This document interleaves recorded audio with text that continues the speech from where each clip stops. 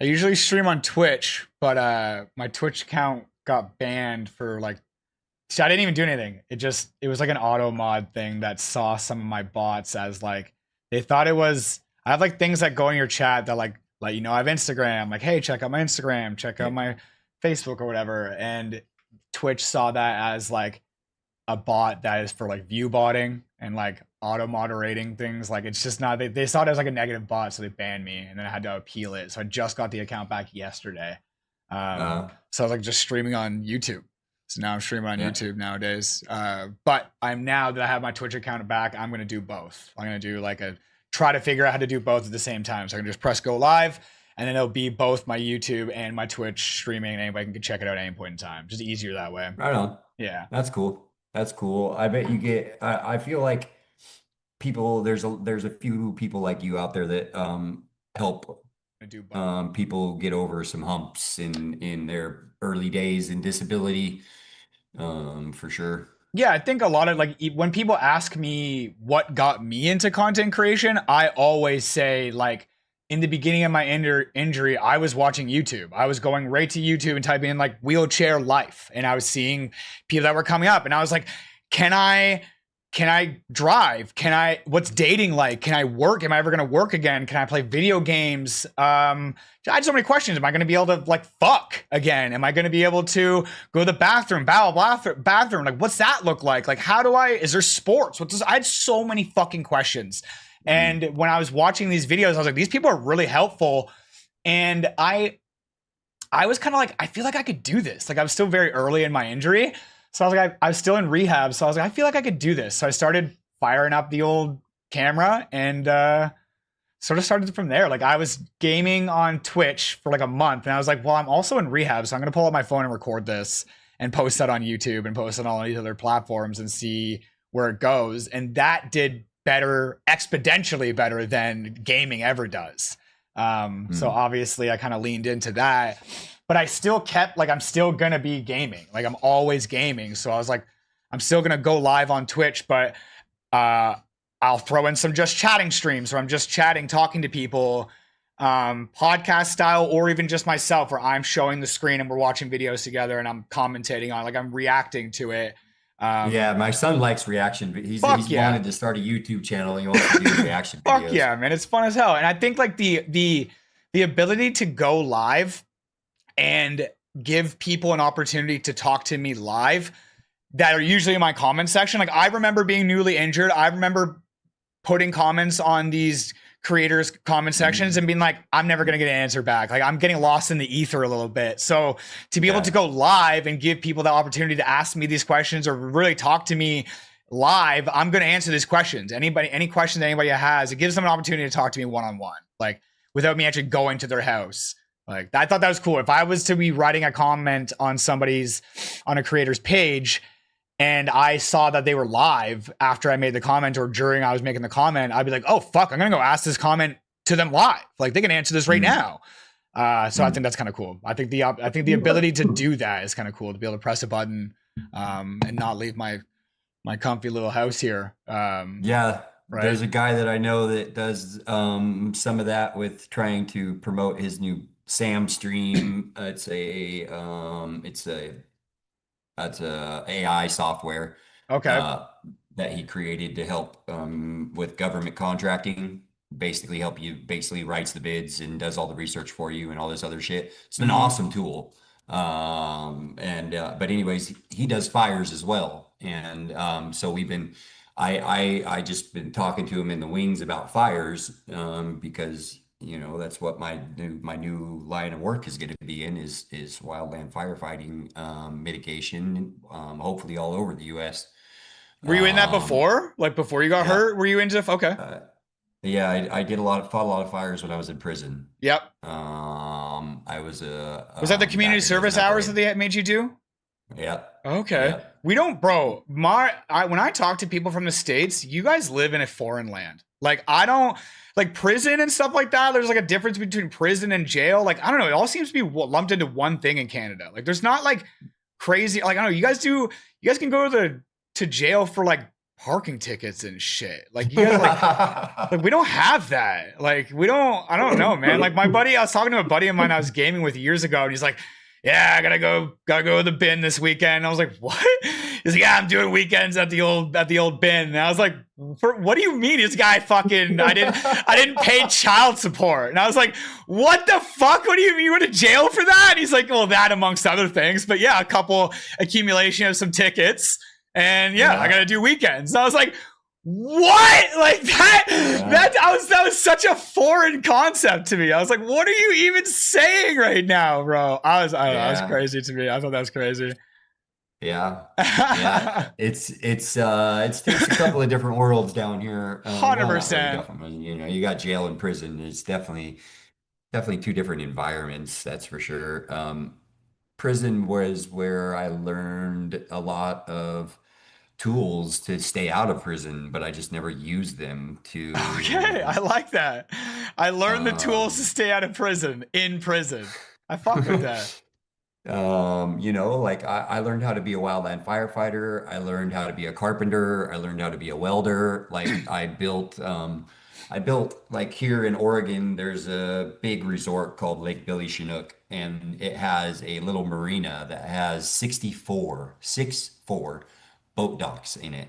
And I Damn. built those while I was in prison with about a crew of a dozen other The guys. docks? You built the docks? Yes. Oh shit. And then went out and installed them too. You know, there were day trips from the prison. You know, I didn't go to prison for like doing anything stupid. Like, well, that's retarded, Jesse. You can go to no, I drugs Yeah, and yeah. stealing shit. Yeah, yeah. That was my I was an addict that couldn't get it right Yep. for many years. Yeah, yeah. And I'm blessed to be almost 4 years away from that now, Hey, congrats, you yeah, know. bro. Uh, and you know, like I said, um, um, 4 years ago, like I was a different person. Like my accident happened because of my addiction. You know, it just was in an argument with some lady I was fucking, and I was told she was crazy, but I didn't think she'd be that crazy. They always warn you. The boys always warn you. You're like, oh, well, how Oh, crazy is she? Like, I'm gonna test the waters a little yeah, bit here. I can deal with yeah. crazy. 22-year-old stripper Yeah, oh yeah. didn't disappoint. I guess in the way of craziness goes. She after I said, "What are you gonna do? Run me over?" She fucking hit the gas, and I wish I would have just rolled off the hood, man. Like I why didn't I just like Jump a bit. why did why did I have to grab onto the hood like this? So Like explain that to me. Okay, so you guys are in an argument from beginning. You guys are in an argument. You're standing in front of her yeah, car, flipping her yeah, off, fuck you, this and yeah, that. yeah, yeah, You're not gonna hit yeah, me, and she just slams on yeah, the acceleration. yeah. Then what happens? She slams on the acceleration and it puts me onto the top of the hood and I grab onto the hood by Yep. the window, Okay. Yeah, just yeah. like there. And we were in, what do you call, like down, like a town, downtown, like blocks, Yep. you know, the witnesses said she was fishtailing and trying to hit trash cans.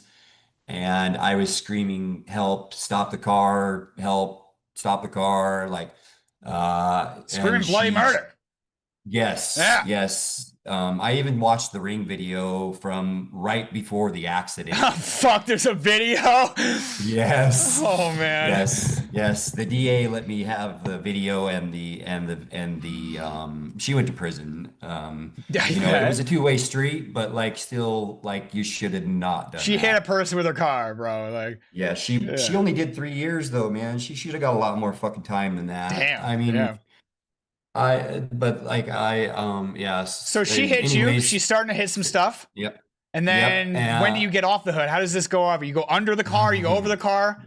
Well, so the detective said I had tire marks on my left leg. So at one point, while she was trying to fishtail, my leg had got caught underneath one of the tires.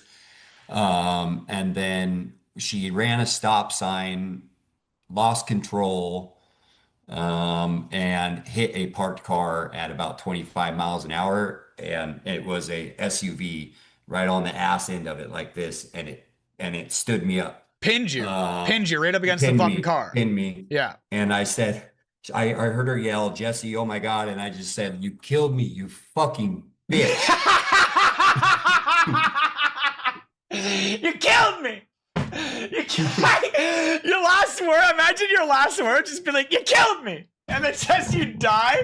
That's insane. No, that's insane. Words, no, the last words, you fucking bitch. Those you fucking bitch. Like, yeah, you killed me. That's insane. That's insane. So you guys you were pinned, and then the ambulance came, or what happened after that? Yes, I was pinned. My left artery was severed at my leg. I lost a few quarts of blood. The ambulance was only a minute away. Literally, if it wouldn't have got there any sooner, I wouldn't be sitting here talking with you. For sure. Lucky. And they said they found me sitting next to the car, so she had obviously backed up and gotten and sat me up or something. Holy shit. Yeah. I don't remember any of that. Of course, after I said I killed you, after I said you killed me. You know what's funny? When I did my deposition for the grand jury for this, I said that to them, and I remember the DA laughing. He's just like, you didn't have to put it like that. You killed me, you bitch. It's so fucking funny. I don't care what anybody says. That's so fucking funny. Like, you couldn't have said anything fucking funnier. It probably traumatized her. She changed your life forever. You imagine the trauma that you went through. Yeah, it did. It did change my life forever. Like, here's the thing though, man, like, had that accident not happened, I would have been on to my 5th prison set. I had already done 4 sets in 11 years, running from, trauma that happened in my childhood and didn't really didn't feel like I fit in anywhere and was constantly running away. Ended up in the system at a very early age, 12, 13 years old, group homes, foster homes, and just kept constantly running because I felt like everybody kept giving me away to the next family, and you had no solidarity, man. You had no home. Yeah, I mean, my parents and my sisters are my world today. Like, what is in the past is in the past. I just was a punk kid just acting out because some asshole decided he wanted to fucking do something to me that wasn't okay. You know what I mean? Yeah. And I didn't know how to tell on him, I guess you would say. For sure. So like that's snowballed into, that accident. But had that accident not happened, I wouldn't have changed my life. I don't think I would have gotten out of that cycle. I know I wouldn't have met the love of my life that I have today. And Bree, like she came, like I met her, I met her at a wedding for my homeboy. He asked me to be, this was about it. It was in June. Let's see, I got injured October 2nd, 2022. About a year and a half later, I met Bree at a wedding. I spent that year and a half mainly in the hospital. I couldn't move a toe after the injury. Nothing moved below the waist. I went to a sniff for 2 months before they would even allow me to be weight bearing on my legs. And then I went to a ghetto ass rehab because I was an addict that had Care Oregon and, couldn't afford a good rehab. Yeah. But like, you take a look at my page, just you can see like it's came in these last 4 years from not moving a toe to fucking being able to walk, having, just fucking so much grit and determination and fucking, just refusal to refuse, like you say, like the doctors don't know what the fuck they're saying, man. Half of them don't have an experience with spinal cord injuries, especially the PCPs. Yes. You know what I mean? And you have to basically tell them what your specialists tell you. Yeah. and like hope that you get the care that's best for you. And I was on a lot of medication early on. You have to learn how to Uh, advocate for yourself quickly yeah, in this life, man. yes, So I don't have any yes. parents. Both my parents have passed, and I don't have any brothers or sisters. I was an only child. So when this happened to me, I was literally alone, and I was like, I got to figure everything out by myself. Even like you had said, I got very lucky to be in a spinal rehab when it happened to me. But afterwards, talking any doctor I'd ever talked to, even my actual doctor, my family doctor, doesn't really know what's going on. Like I'm having to tell them kind of what's going on and hoping that they can point me in the right direction or can help. Like my doctors went home and said that my doctors told me that he's went home and looked my stuff up and been able to have a better conversation with me through doing that. So we are educating our doctors just through our own experiences because Exactly, unfortunately yes. they're not taught everything, right? Like they're not That's robots, true. right? So That's we true. got to give them a Yeah. benefit of the doubt in that sense, but it can be fucking frustrating. It can be fucking frustrating to constantly have to tell medical professionals what's going on with you and then hope to get some help from someone that doesn't know what's going on, right? Like you said that in the beginning of your injury, before your injury, that you had like a crazy time and then this changed your outlook on life. Did it do that right away?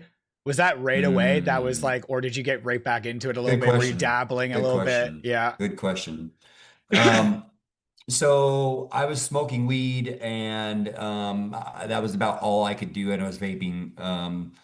Uh, Trying to get away with smoking weed in a hospital and in a Mm-hmm. sniff is not easy, but like it was my crutch to get me off of the methamphetamines. Yep. Like I have as far as my methamphetamine use stopped that day. Dope. Uh, did my desire to use, did my character defects and whatnot stop me from going to that mentality of wanting to get high? No, it didn't, because like in the early on, like I was like I couldn't, the pain was so fucking Bro, you're in the so hardest so days bad, of bro. your life. It's Oh my it's God. almost admirable that you didn't just pick up the fucking pipe. You know what I mean? Like it's almost just Yeah. admirable that you didn't just go that route because it's so easy to be like, well, my life couldn't get any worse. It was already bad before. Why the fuck?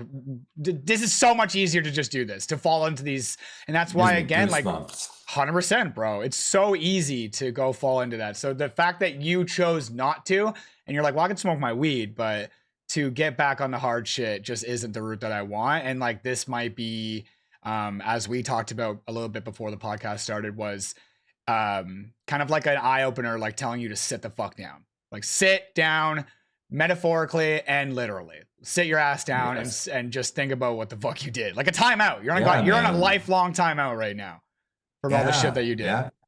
Absolutely. Yeah. And like the good thing is like I have this experience now that I can share with others, especially struggling. Like I was a struggling youth, so I have a soft spot for I ended up in a lot of correctional facilities as a youth. Yeah. Not because I kept, like, I stole some stones from my mom and dad's best friend because like I was trying to act out because all that stupid shit was going on. And they're like, Jesse, just give us the stones back. And I was like, no, I'm not doing it. And so they called the cops, like they should Yeah. have, like Yeah. Yeah. hold me accountable for Yeah. my actions so that I learned my lesson. And I didn't learn my lesson. I don't know. I wish,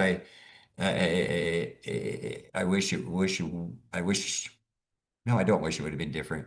Like, I do and I don't, man. The journey to get to where I am today, if you could say the first 40, I guess you would say, because they were able-bodied, like I wish that would have been different. Yeah. After the injury, I would have never met Bree. Bree and I would have never vibed before the injury. She would have been like, fuck you, dude, get out of my Yes. face. Yes. But you Um, can look back on that. Like so you are what you said 4 years into your injury.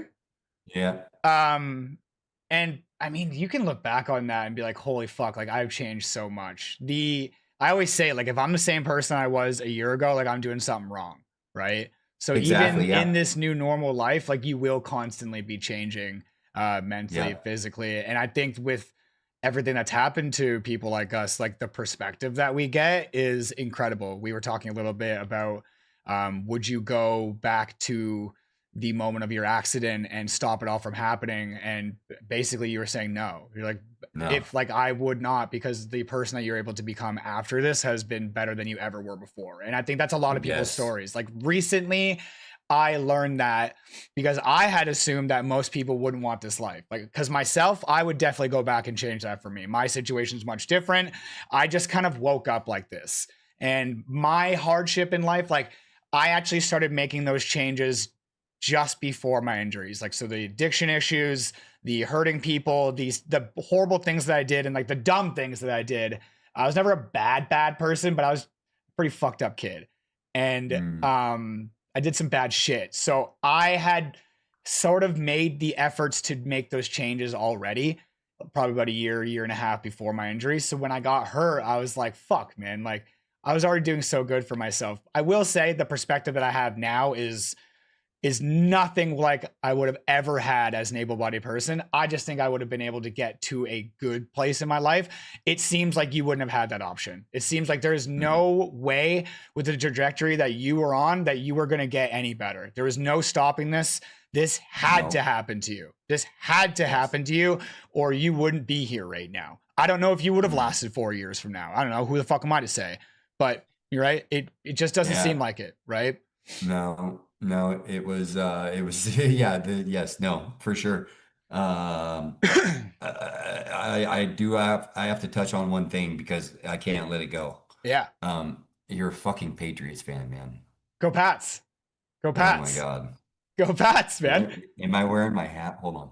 You see an NFL hat on? Yo, I got no beef with San Fran, bro. I fuck with San Fran. I got no beef with San Fran. Y'all can have Mac. Max a G. No, you guys got Purdy. You guys got Purdy.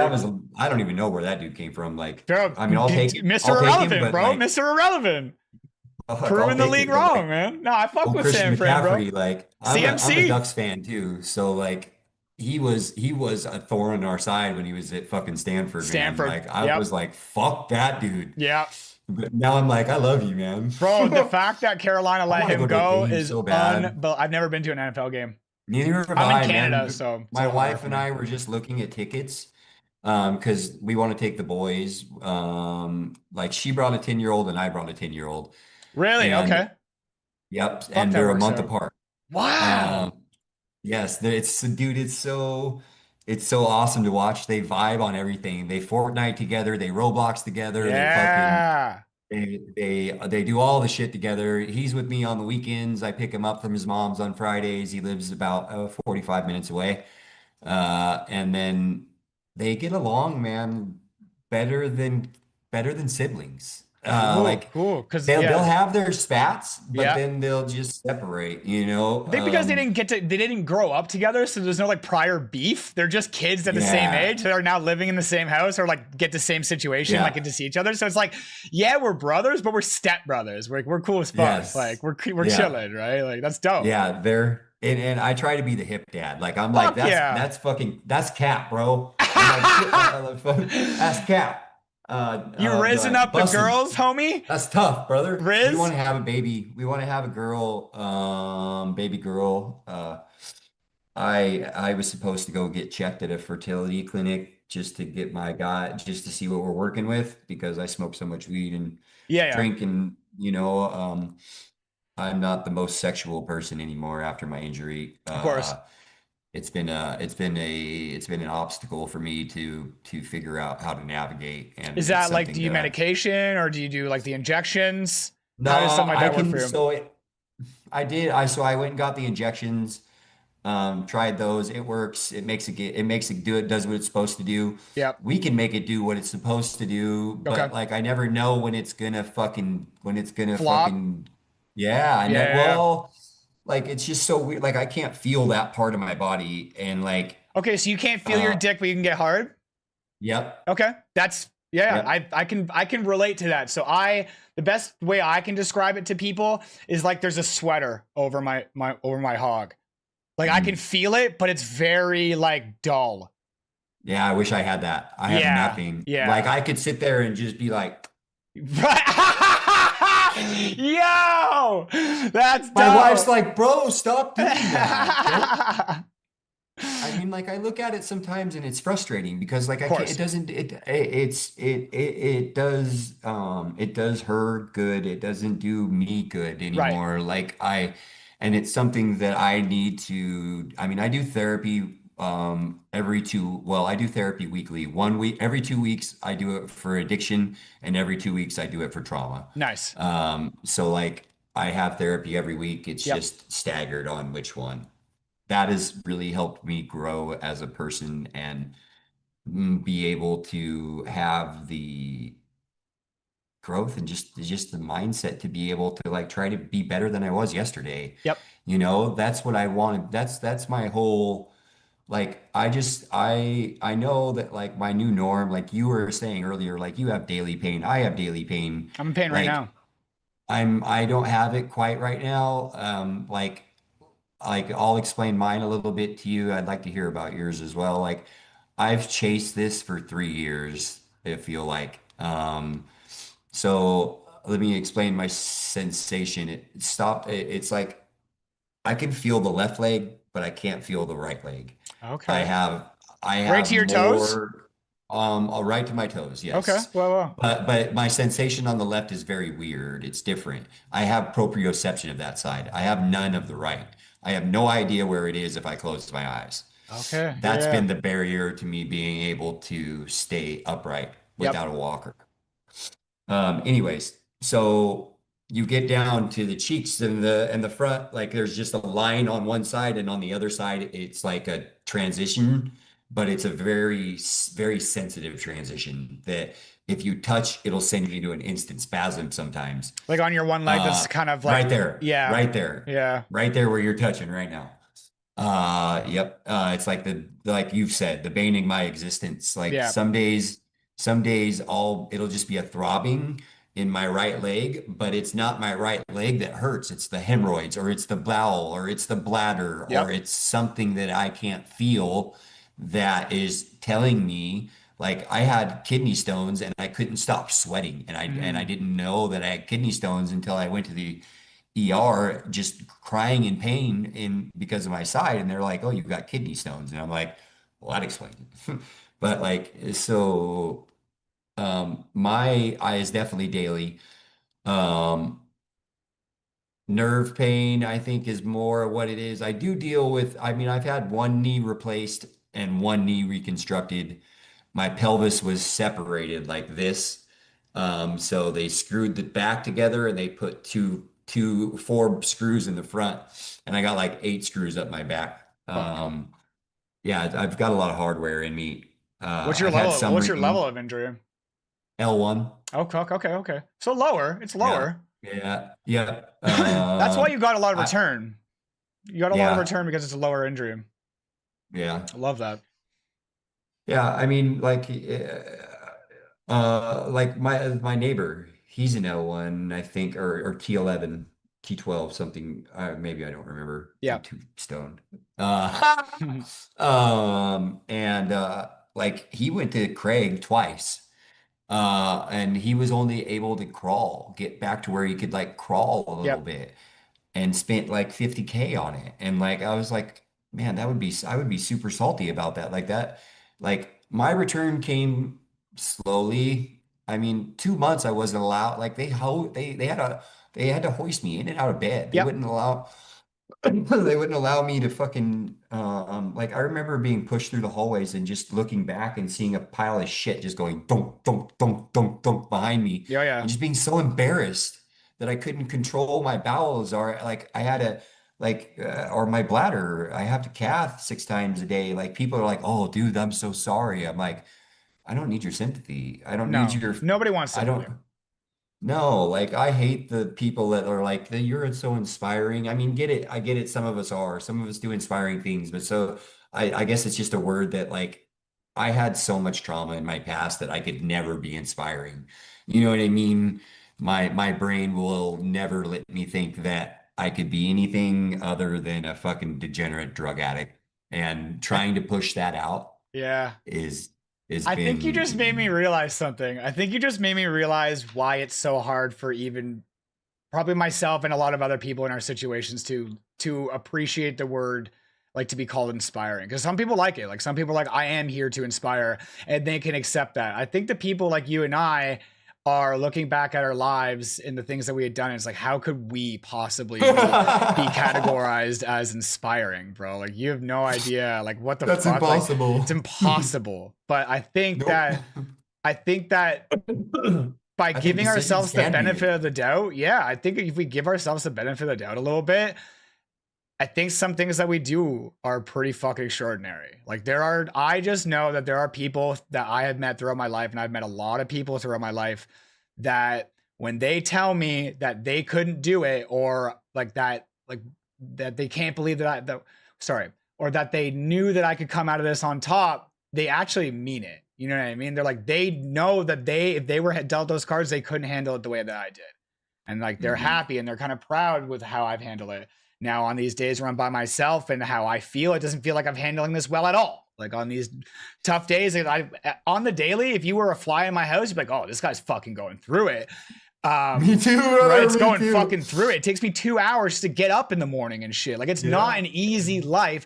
It is one worth living, but I would say it is kind of like, if able-bodied me was just like watching through a camera, I'd be like, fuck, dude, this guy's a G. Like, this, like, I know that if I were to see a literal twin version of me, looks like me, tatted, everything, transfer into my car that was like a G37, or even my minivan, if I was an able-bodied person, I'd be like, you're a fucking G, bro. I don't know if I would be able to hold back my words, because I'm obnoxious. Like, I would just be like, bro, you're a gangster. Like, you're fucking dope. Like, I would I say get that. something. I'd be like, you're fucking dope. I'd be driving by in a car, be like, yo, like, this guy's a G. Like, I would say something for sure. So that's why I do get where people would say, like, you're inspiring, you're dope, or what you do is fucking awesome. And I also see where you're coming from, where it's like, how the fuck am I awesome? Like, how the fuck? I'm not doing anything. I'm just living. It's in a weird way, like, we are kind of dope for like what we do. Like, it's fucking crazy, bro. Like, it is kind of Yeah. cool what we do, bro. Living is sick. Like, Yeah. living's tough hard as it is. And these are the cards that we've been dealt. And we just, like, with the shittiest deck, we're able to come out like with a winning pot of some sort, right? It might not be this like Yeah. millions and millions of dollars of winnings, but it is a survivable pot to live off of. And that's the pot that we Yeah. dip into every single day, is this survivable pot that we have earned with whatever this deck of cards is that we've been dealt, right? So the Mhm. fact that you met your wife after this injury and you've bettered your life, Oh like, that's yeah, incredible, right? Like, what dude. was that like meeting her and Dude, stuff? this was a good friend of mine. He asked me to be a groomsman in his wedding, right? And I'm like, I'm in a chair. I'm like, fuck, how does that even gonna look? Like, how would I look in a tux? Like, I'm like, Yeah, yeah, yeah. like, fuck, especially the jacket part. I'm like, AJ, I don't want it. He's like, bro, I need you to do this. Like, I need you to do this for me. And I'm like, fine, I'll do it. My dad dropped me off at their Airbnb in Sandy, Oregon. Here, they had a little Airbnb. Him and his wife. They were gonna just for like 2 nights, maybe the weekend for the wedding. So I met Bree, my soon-to-be wife, at the first, what would you call that? Walkthrough. Okay, yeah, Uh, yeah. I don't know what the names are, but we were not paired together. We did not talk really. I might have said some weird comment. You're gonna so you love the guys two were in set. the wedding parties together? Yes, so she was Okay. a bridesmaid. Okay. Yeah, yeah. Yes, she was a bridesmaid. She was Jamie, my buddy's soon-to-be wife, her best friend. Okay. And she was just coming out of a 9-year relationship with a gentleman who made some, I don't know, he cheated on her a few Yeah. times and wasn't meant for her. And I thank him for everything he did. He put her in my lap. You know what Yep. I mean? Oh yeah, layup. Like,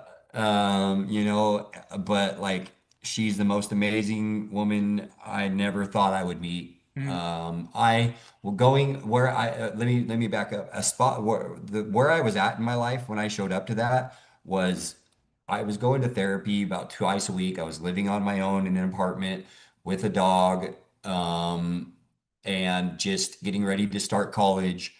And just navigating my year and a half old Independence. injury. Yeah, Yeah, you're trying to navigating, find trying your to navigate. independence. Exactly. Okay, so I was not looking for anything going there. I think I dabbled dating one lady that was crazy, and I'm like, nah, fuck this, I'm done. Yeah, Disabled dating is not for me right now. right. Like I got other shit going on. I have a 10-year-old son that I need, like I'm trying to teach about what a spinal cord injury is, Yep. all this other shit. Trying to stay As you're off drugs. also learning, You right? As know, you're you also know, learning and as you're also trying to navigate this exactly. shit, you're trying to teach the people around you what's going on with you too. So during the reception of this wedding, Bree was standing there by herself. She had Levi with her. I didn't have Jordan. Levi is her son, 10-year-old son. And he was out playing around. I thought she was with the guy who did the ceremony, the priest that did the ceremony, because they were like talking. And I mean, she was drop dead gorgeous, man. She was fucking beautiful. And I walked up to her and I said, "Hey, where do you live?" And she's like, "Oregon City." And I said, "How old's your son?" And she's like, 10.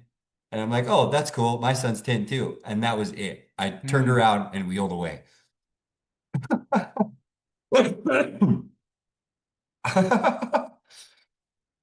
A few days later, after the wedding, Jamie made a post on Facebook of all the wedding pictures and tagged all of us in it. Hmm. Bree saw my name and sent And me a added friend's you? Yeah, request. okay, okay, okay. So you planted a brain ninja into her brain when you talked to her that day. You just I kind of like you guess. just threw something out there, you threw a line out there without even realizing it, sparking a conversation, and you left an imprint on her where she just couldn't get you out of her head. Clearly. I guess, man. I guess. And then she sent me a friend's request and I'm like, "Oh shit." Yeah, oh yeah. Oh yeah. And I sent her a message. I'm like, "Hey, what's up?" We talk on Messenger, so we have every single message that we from the first. That's like for Cool. some reason we hardly ever talk on the phone. We just use Messenger. Yep. Not sure why. It just Me and my is what we girlfriend use do. Discord. Like we use Discord a lot and we just seem to talk in Discord. Like we'll call each other from our phones Yeah, and then we'll text off of Discord. Like we won't text each yeah, other after. We're just like, I yeah. don't know, it's weird. I don't know. It just works. Yeah. Yeah, that's just like what yes, exactly. So I mean, we had something in common right out the gate. We had two 10-year-old boys, right? So we're like, let's put these two together See how it and hang works. out. Yeah. And we hung out at Sky. We took them to this place called Sky Zone. It's like a big trampoline park. Oh yeah. Oh yeah. We got them around here too. Uh yep. And so they went jumping around. I can't go jumping around anymore. I'm in a fucking wheelchair, you know what I Yeah. mean? Yeah. So like Bree and I got to know each other and you know, man, I don't know. I don't know what I did to get so lucky. And like, I try to always recognize to not take that for granted For sure. and to try to be a better partner or if I made a mistake to apologize for my actions and not just sweep it under the rug, Yep. because prior to Bree, this was my relationships were all drug fueled trauma fucking time bombs. Yep. And I never had a relationship that wasn't. I couldn't relate it to. I don't have any prior You never had a healthy knowledge to it. relationship to this. You didn't know what No, a healthy relationship looked like. So when this kind of no, comes into your like, it's fucking terrifying. But you're like, I don't know, this is kind of nice. Like I didn't realize that this is how this was supposed to go. Like why isn't this happening like this, right? So your yeah, yeah, past traumas are going to probably get in the way every now and then.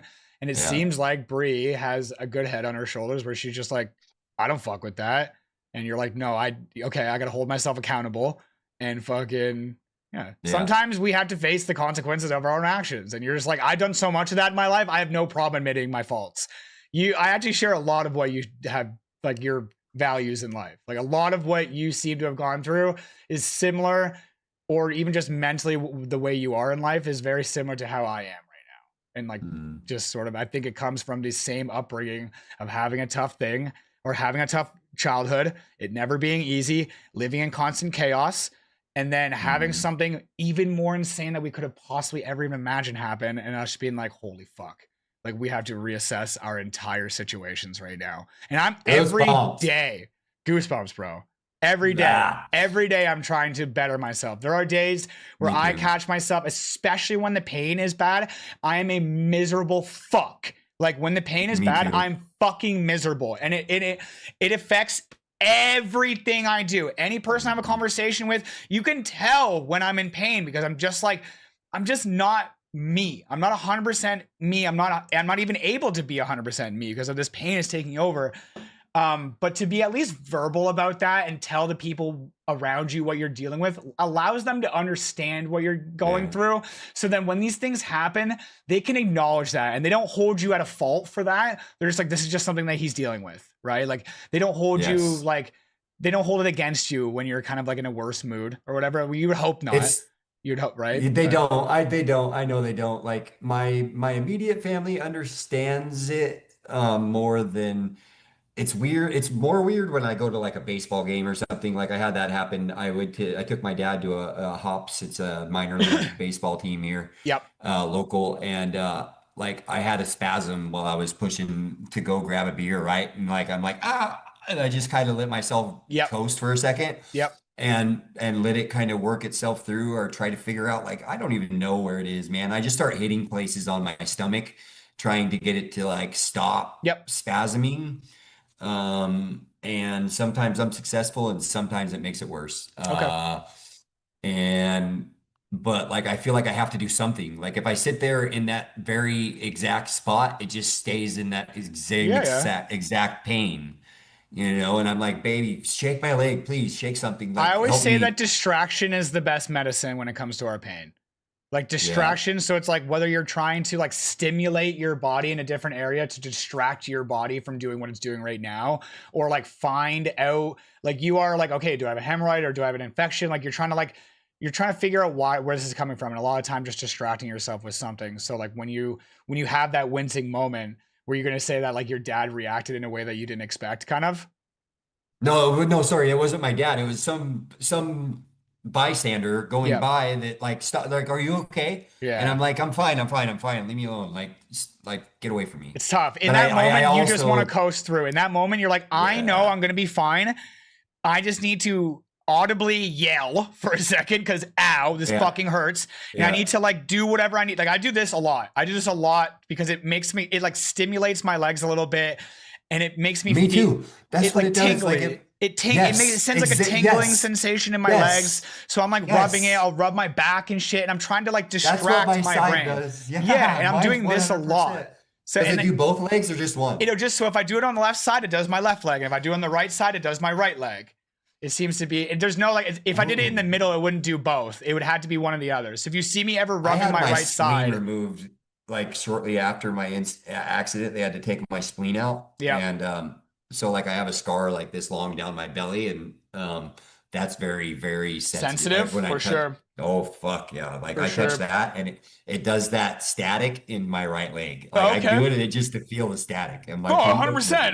away. It's a stimulation. It's a means of It is, stimulation, right? And I think yeah, that when we go through these, like, I do it all the time. We're like, I don't want to feel like I don't want your help. 9 times out of 10, I don't want your help. And I also don't want your yeah, sympathy and I don't want anything else. So, like, because we set ourselves up for success around the people that we know, it's comfortable when we can go into situations and we go out into public when something like that happens and an innocent bystander sees someone struggling. It's a human fucking trait to be like, are you okay? But in this moment, yeah, I don't want you to talk to me. I don't want you to look at me. I don't want you to acknowledge the fact that I'm even here. I don't want to be seen in my chair in this moment. I don't want you to see me right now.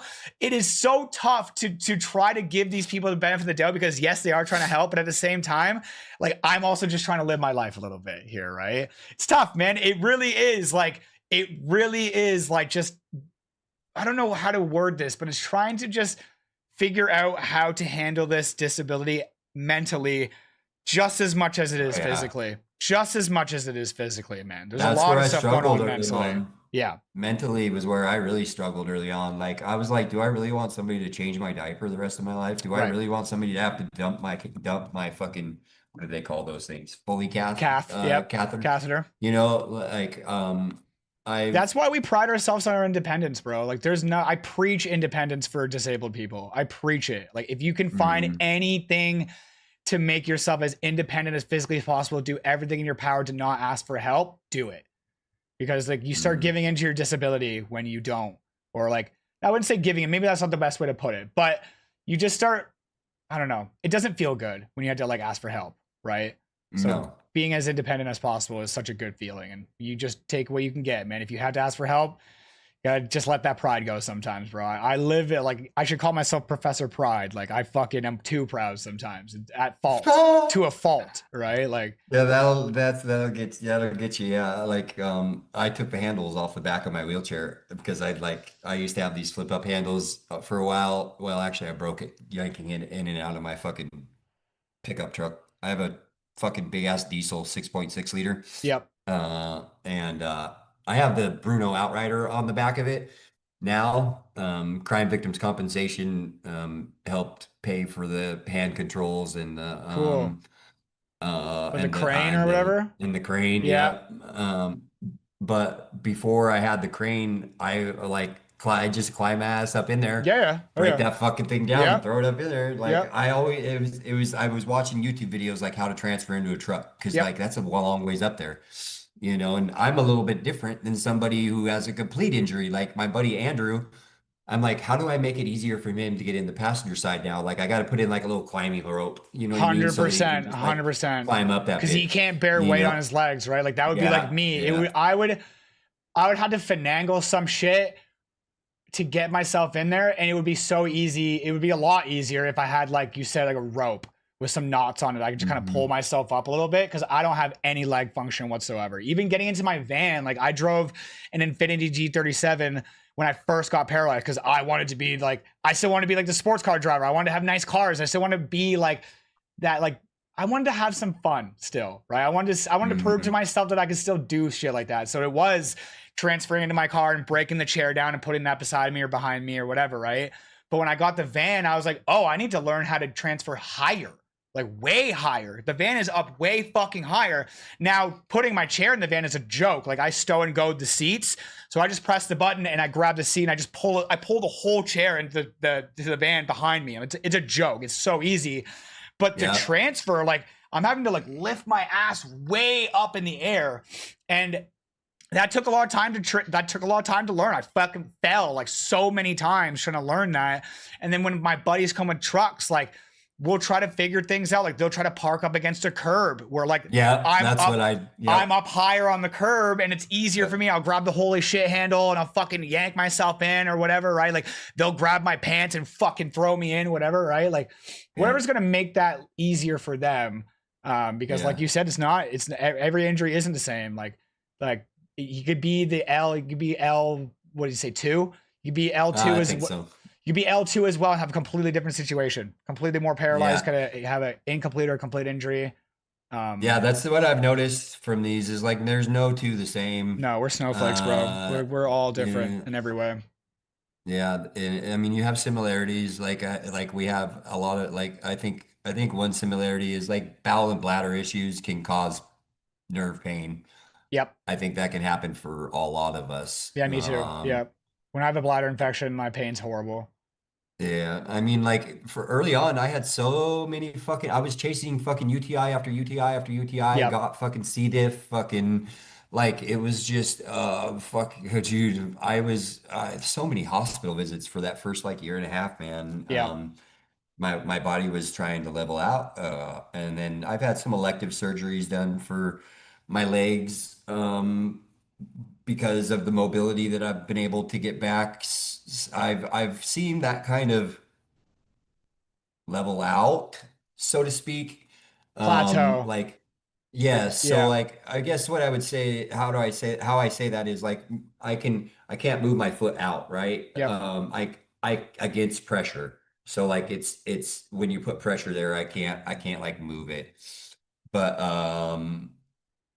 but I can still like stand. I can still like if I touch something, I can balance, but my brain needs both of my hands to be touching something for my legs to want to move forward. Okay.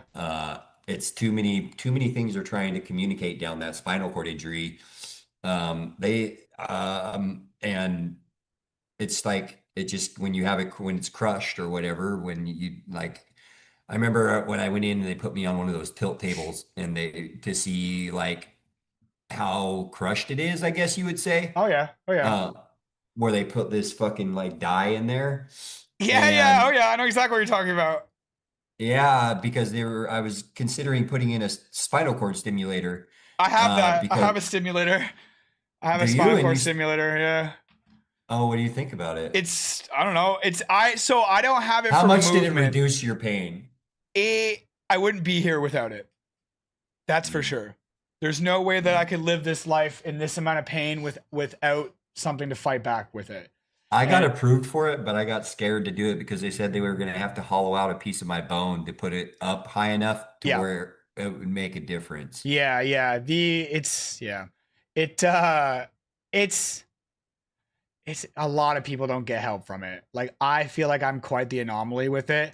My pain is Yeah. fucking insane. Like my pain I'm in so much pain right now. Like it is crazy how much pain I'm in. So it just emits like you've probably felt a TENS unit. It's like a TENS unit that's installed into Yes. your spine, right?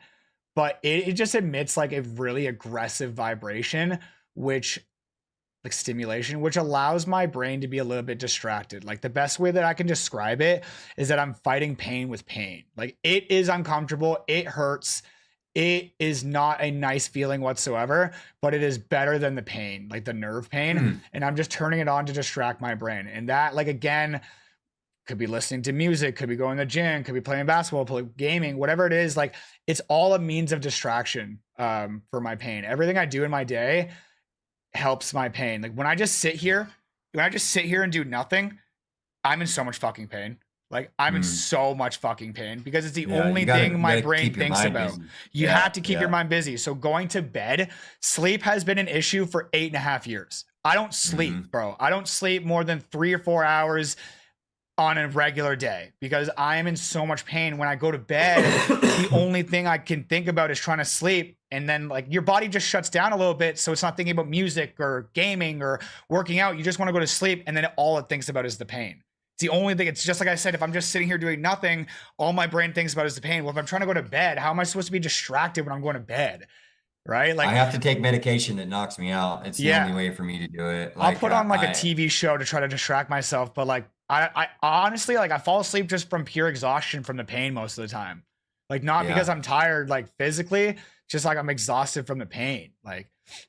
Like some days I'll wake up and I get lucky. Some days I'll wake up after like 4 hours or 3 hours of sleep and I can go back, like I'll go to the bathroom and I'll maybe like smoke a joint. I'm like, try to go back to bed, see if you can. It is like a 5% chance that that happens, but sometimes I can get a little bit more sleep.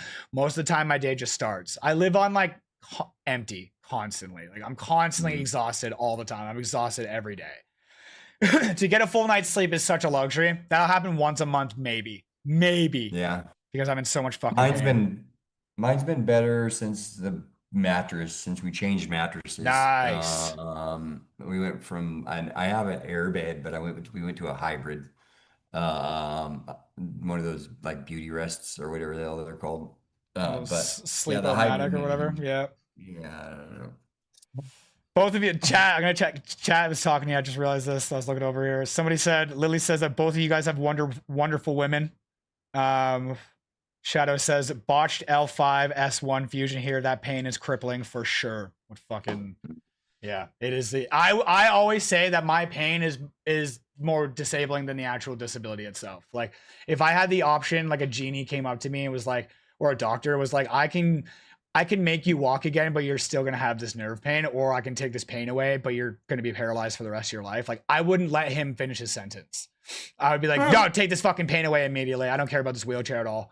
I don't care about this chair at all. Living in a wheelchair is not that bad.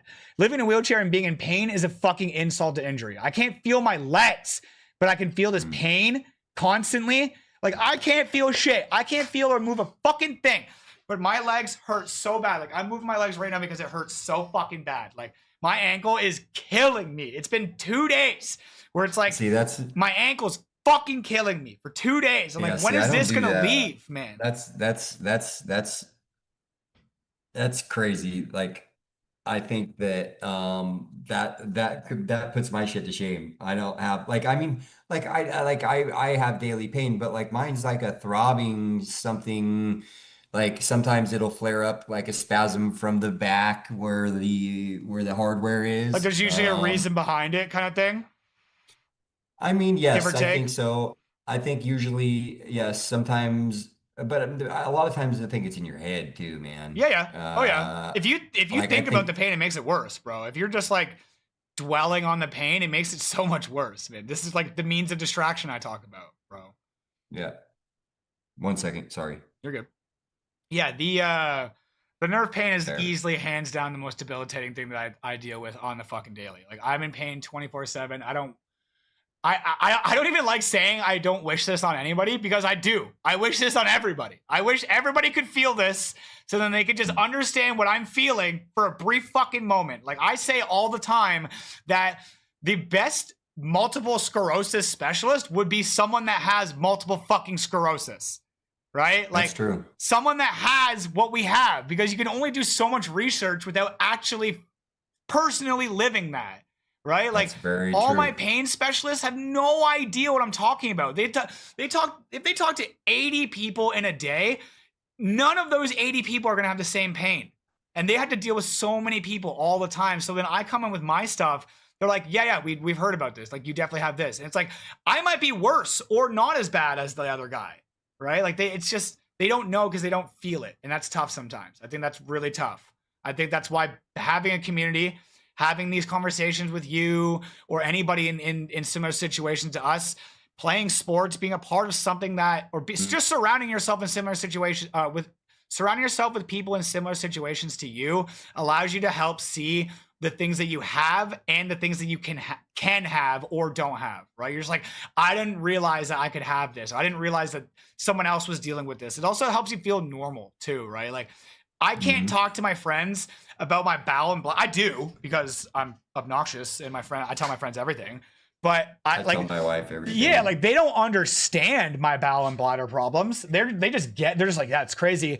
My disabled friends are like, oh, I took this medication to help with my bladder spasms or my UTIs. Like, oh, I take cranberry pills or whatever. I'm like, oh, my fucking AB friend, my normie friends would never know to say that, right? Or like, yeah. We go if I'm traveling with my basketball team and I'm rooming with my buddy Jesse, I'm seeing his morning routine, his bowel and bladder routine. I'm like, oh fuck, we don't have a shower bench here. And he's like, oh, well, usually when I travel with the team, because I'm new to basketball, he's like, when I travel with the team in basketball and there's no shower bench, I'll fold up a stack of fucking towels and I'll just sit on the towels in the bathtub. I'm like, holy fuck, that's a good idea. I would have never thought about that. I would have been sitting bare ass, probably giving myself a pressure sore on the toilet or on the porcelain in the tub, right? Yeah.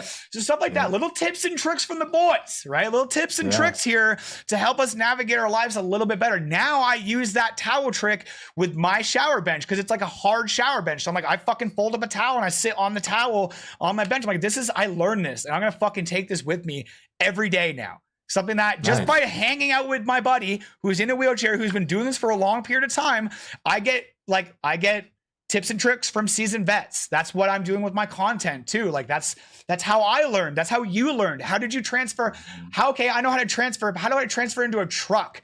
I hope someone out there is transferring into a truck so I can watch that. And you did. You found someone that was transferring into a truck and you learned through them. That was like that was your means of community, whether you were in person with the guy or gal, or you just saw them doing it. You're like, this is my community. This is a part of these are my people. And I got to kind of watch it and push the same path that they've pushed. I think it's fucking sick. Like, I think community is everything when it comes to disability. You got to find it. Cause I didn't have a life before I found a community. I didn't have a life before I accepted the fact that I needed help from others in similar situations to me. It was just me and my buddies playing video games for years and years and years. And I was like, I don't know, I guess that's just life now. I don't really need to talk to disabled people. Sorry, I didn't mean to interrupt. You're good. We have a pretty cool, pretty good disability community here in Oregon, I think. There's I've done some adaptive mountain biking on those what are they called? Ah, Oh, you like the ever you track know bikes and hand bikes. yeah, no, the electric ones. Oh, I've seen those. I've seen these Yeah, the beasts, bro. bowhead, Bowhead. Yes, bowhead. bowhead. No, it's Yeah, bowhead. You're yeah, right. It's bowhead. Yeah. They're making yeah. wheelchairs now. They're making like wheelchair Are they? wheelchairs now. They I've look heard fucking cool, that. man. They look fucking cool, man.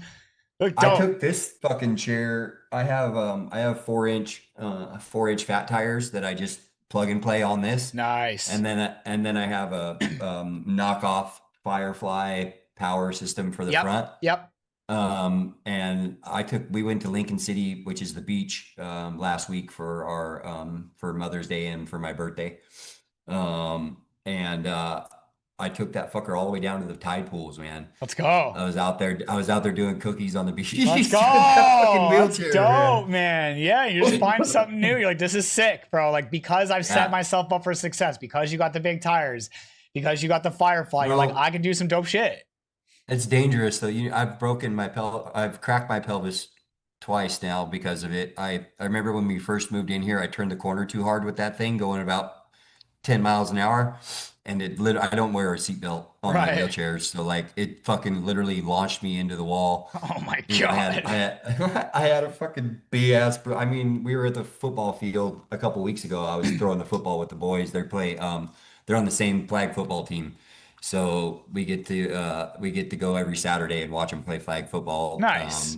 which is really awesome to be a witness of. I'm gonna coach basketball, I think, this fall. Um, and Did you ever play any adaptive sports at all since this 4 years? so yeah, I'll touch on that a little bit. Yes, I went and tried basketball. Um, my ego got in the way really quick. True. Okay. Yeah. Yeah. Because I remember hitting threes, and I was watching one of your videos the other day, and you were out there like you use your momentum to get that longer shot. Yeah. So like I was doing a open gym night with this organization called Adaptive Sports Northwest, and it was basically they had a bunch of chairs, and you know you could come get in one and try it A out, see try if it you day. wanted It's to a do try it. it day. That's dope. Right? Yep. Open try it day. And so I went and tried it. And my wife was secretly videoing me from out in the hallway. The boys were out running around like, when do we leave? When do we leave? But long story short, like I did, you know, go backwards, go forward. This is how you do this, how you do that. And then they're like, pair up and go shoot, right? So we pair up. This guy takes his first 10 shots from the free throw line. I don't remember how many he made, or I couldn't hit the fucking rim. And Yeah. and he says to me, he goes, know your range. And I said, I think I said, fuck you. And I turned around and I left. Bro, that's I was an so funny. asshole. Yeah. I shouldn't have said it. Like I should have, I probably, I think, I don't know if I went back and apologized or not, but I need to give it another shot Yeah. because um, I I played a lot of sports growing up. I played basketball, baseball, soccer. I tried football. I didn't like getting hit. It wasn't really for me. Yeah. Yeah. Yeah. But I played baseball with the same group of guys for 9 years. You know what I I played mean? baseball my whole life. I played baseball my whole fucking You life, know, man. That was my like sport. I got to go play in a Little League World Series when I was 15 in Denver, Colorado. You know, for the Oregon Baseball Academy. It was like 500 guys tried out, 15 made it. Like it was an awesome experience for me at Sick. 15. Yeah. But like I remember that was at the beginning of my like just me acting out, really, really acting out. You know Right. what I mean? Like sports were starting to take a back seat to me acting out. And I remember we flew there. My parents had to drive with my sisters because I mean, we had to raise the money to get there. We came from a poor family. I don't remember if my aunt and uncles gave it to us or how they got my plane ticket for it, but you know, they weren't going to let it pass me by, you know, Yep. which was really That's sick. I really appreciated that. And they drove the whole way from Oregon to Wow. Colorado. And so I remember I got benched because I got in trouble for there was this softball team from England girls softball team from England, about the same age that we were, 15, 16 years old. And me and about two or three of my teammates thought we would just put our boxers on and step out in front of our rooms and just start like parading around like we were just like hot shit. And a couple of them had like invited us to come on over, come hang out. Right. So, and we were in one motel. They were in the motel next to, no, they were in the same motel, just on the top floor.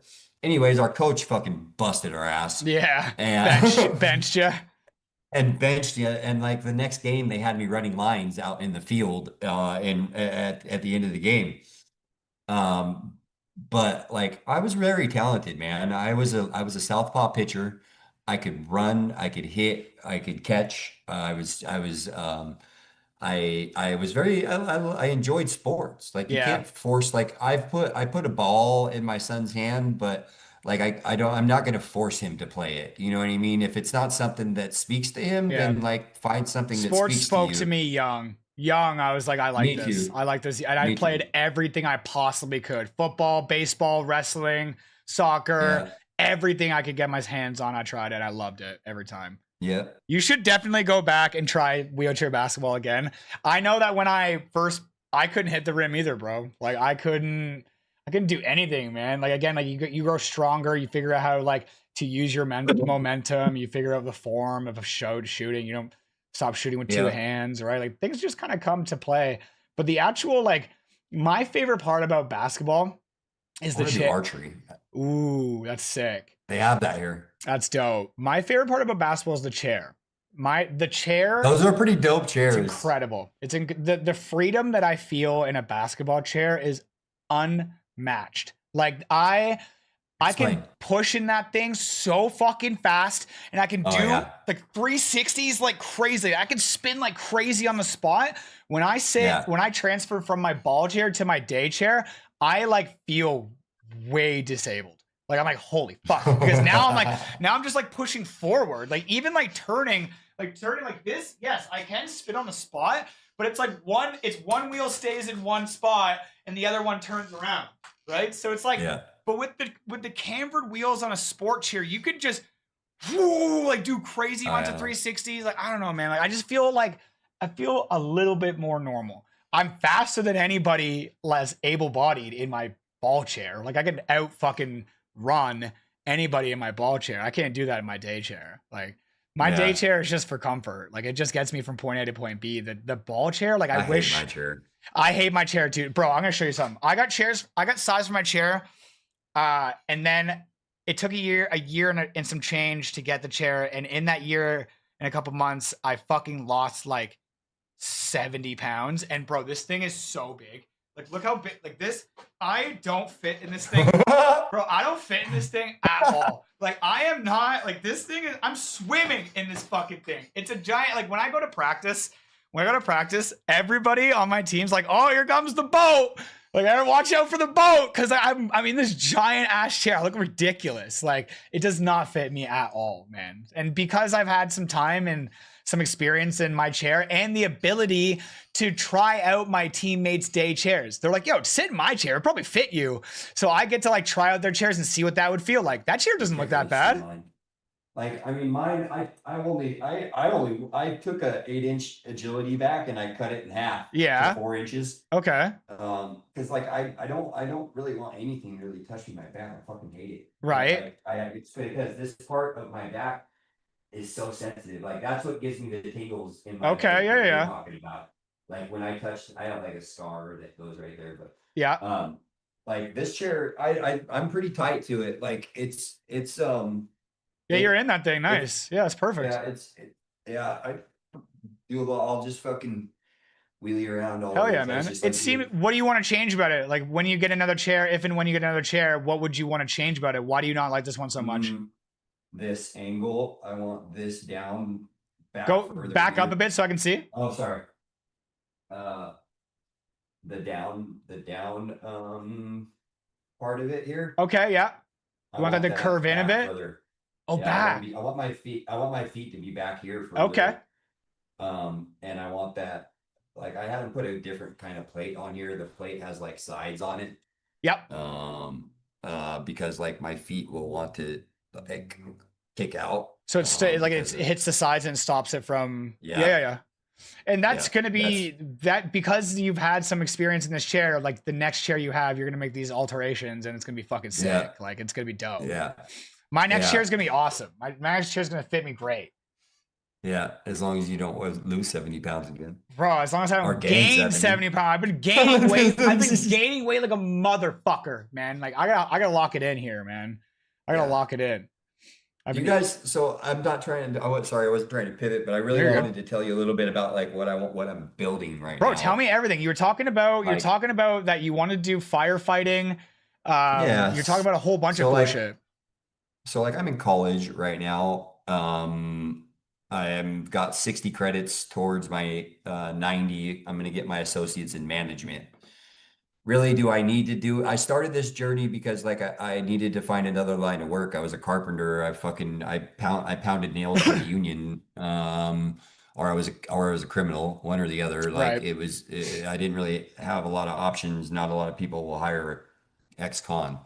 So like, making a living and being able to take care of your wife and two kids and soon to be, another kid, you can't do that with a record in working for somebody. Yeah, yeah. Like climbing up the chain. Anyways, like so I started going to college and because I had a lot of street smarts, but not a lot of smarts. Oh yeah. Like I got my GED when I was in McLaren when I was like, and that's like a youth facility, when I was like 15, you know.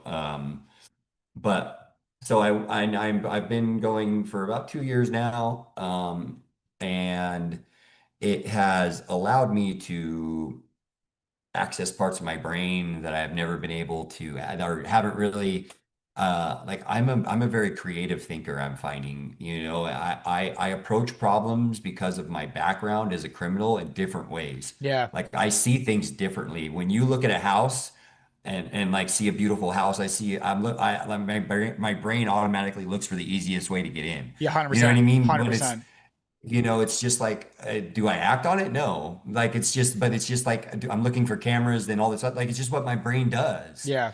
But like it's so weird to think, have that kind of outlook, different type of outlook, I guess you would say. So, anyways, I was going to school and I was like kicking around. What am I going to do? What are you going to do, Jesse? Mm. Like, I thought about going into marketing. I thought about doing social media marketing. And then I was just like, uh, I had a conversation with an old friend of mine, and he's like, Jesse, you know what you need to do? You need to get back into fires and build a fire company. And because I fought fires for a long time, back in my 20s and 30s when I was incarcerated. You know, it's crazy how many on the West Coast, how many inmate fire crews they have out there when fires happen. That's Like, crazy. I didn't even know that. yeah, thousands. They'll have thousands of inmates out there fighting fire. Or they like Holy to call them fuck. adults in custody.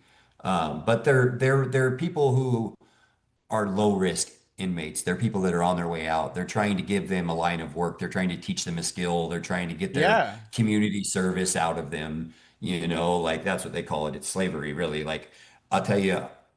So a wildland firefighter works a 16-hour day.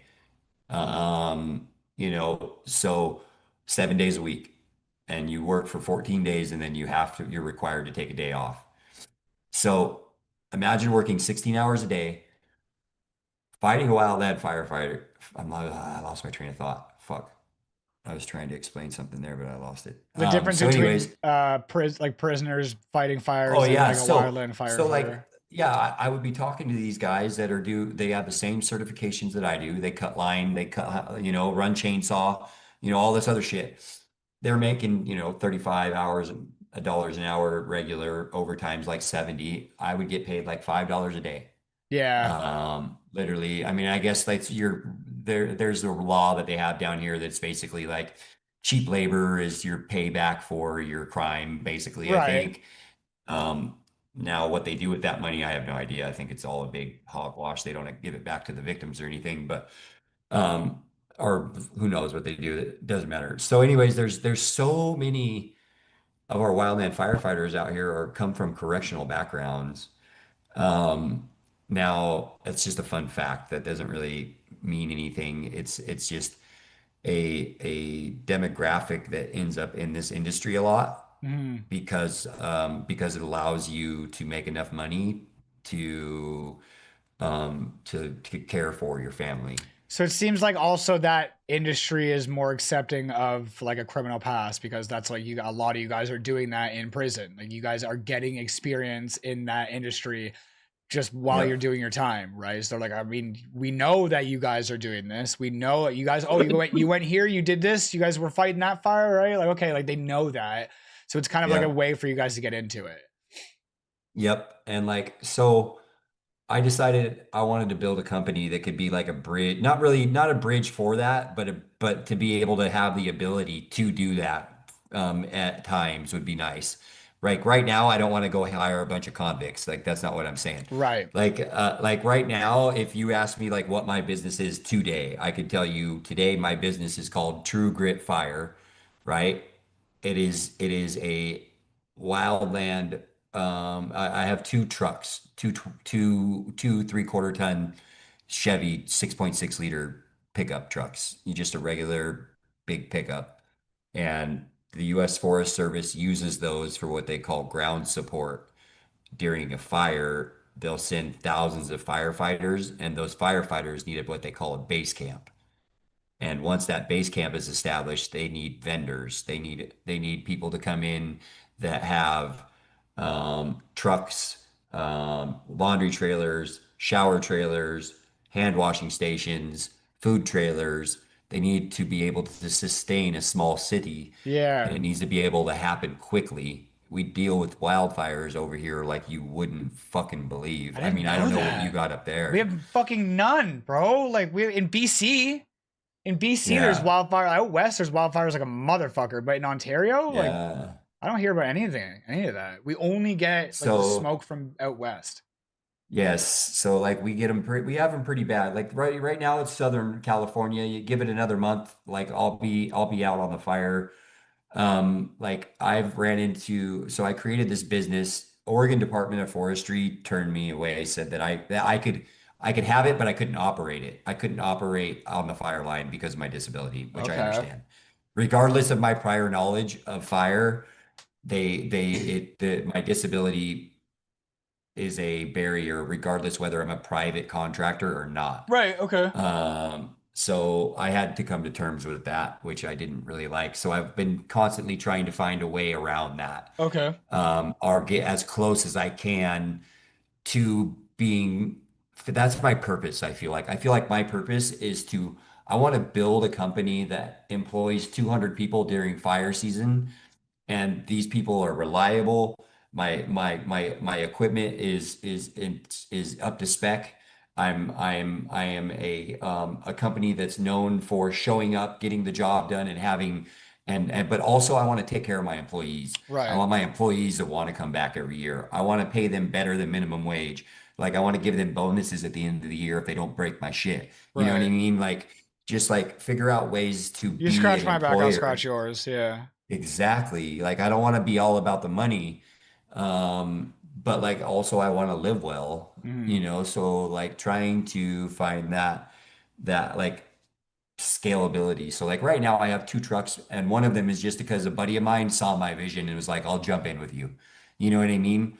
Otherwise, it was just going to be me and my fucking pickup. And I called the US Forest Service and I'm like, listen, uh, I'm in a chair, but I read your contract and I think I can conform. I think I can perform the duties of vehicle with driver. Right. Like my buddy is an Uber driver. He's in a chair. Like, okay, this is just basically like an Uber Like you don't have to leave the fireline Uber vehicle at driver. all. You have to be able to lift up to 45 pounds. Right. Okay. Like I can do that. I can lift 45 pounds off the ground. Right. But yes, you have to be, I think no, not to, so I've reached out to guys. Yes and no. I've reached out to guys that are in facilities that have been doing it for 30 years, and I'm like, what do you have your ground support truck drivers do? What are they doing? Sometimes they're picking people up and taking them to the fire line. Sometimes they're picking up Gatorade from Walmart. Sometimes they're picking up lunches from supply and taking them to the base camp. But people are loading and unloading the truck for you. Right, right, Sometimes you can get out and do it and help them, and then it goes faster, and you get more you get more trips like that because you get paid a daily rate and a mileage rate. So like right. when I'm out on a fire, they're paying me $500 a day for my truck and $5.50 a mile for every mile I drive Okay. when I'm on an incident.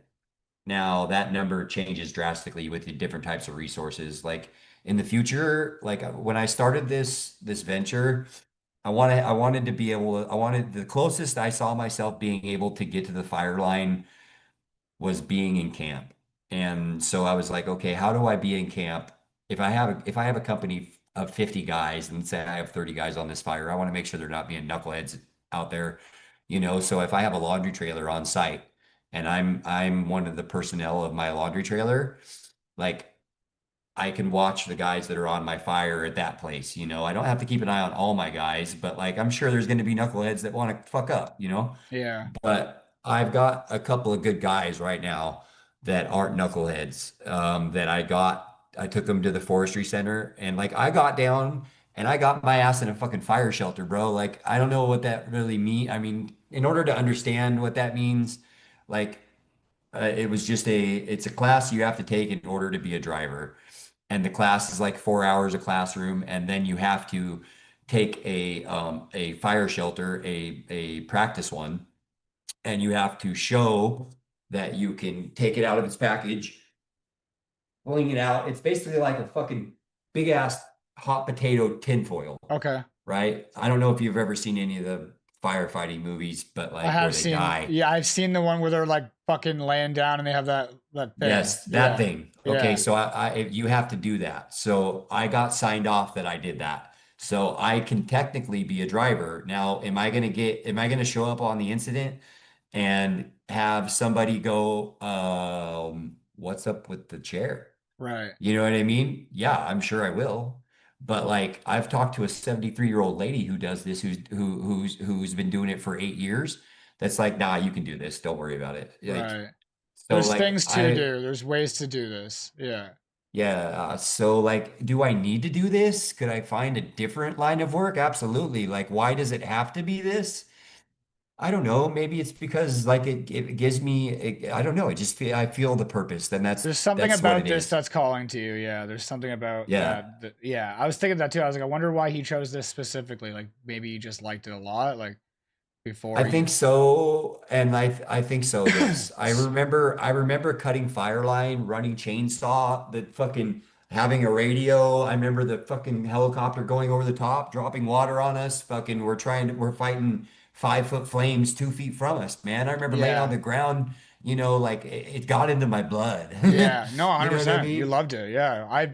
It's gonna sound silly, but when I was able-bodied, my line of work was road painting. So I did painting on the road. I had tons of buddies that I got jobs into it. I knew to make sure to not get the guys that were knuckleheads jobs. And my plan was to create like a company that was just me and my buddies, essentially. Like everybody was going to have experience with road painting. And then I was going to start a company, and then I was going to be able to hire all my friends. And like you said, like pay them good and just have this like dope, because it's all my buddies from high school and stuff and all these people that I grew up with and shit. And it was dope. And everybody loved the industry.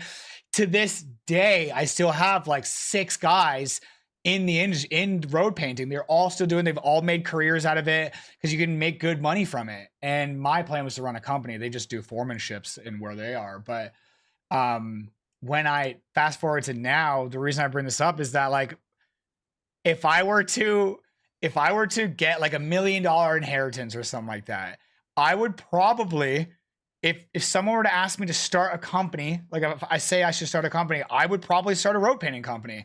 Now, road painting is 95% walking. Like you're literally walking the whole fucking time. Like you're like, I can't do it. Like the job, the physical, I could not push a fucking paint machine if my life depended on it. I would never do it right. I could hire someone to do it. I could drive the truck. I could easily drive the truck. There's also like the road stripers, like the big fire truck sized rigs that you like flip the switch. There's two guys in the back there flipping switches, and there's a guy in the front, right? I could easily buy one of those trucks. I could easily hire my friends to drive the truck to get some guys to flip the switches, and then I'm back. I'm in the follow-up truck behind them.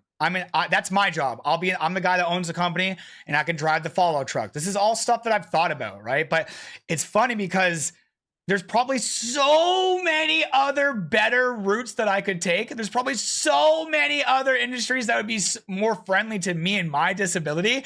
But for some reason, I love road painting so much. And like, clearly it's something that's dope because my friends are still doing it. Like, they still love it. Oh, wait, you're literally talking about painting lines on the road. I'm literally talking about painting lines on the road. I'm literally talking about like traveling painter. I'm like, what do you mean you can't fucking travel and fucking paint? I'm talking about actually painting parking lots and tigers, I think we call that tiger striping, I think, down here. Really?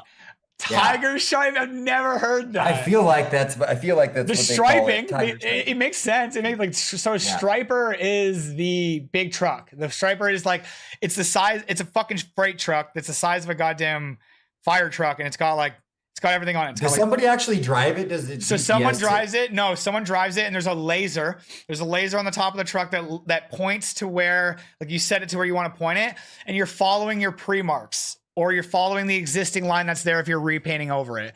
So if it's a pre-mark and you're trying to do like a brand new fresh road, you go out with spray paint and you measure all the way up, fucking miles, kilometers, forever, and you measure each little tick.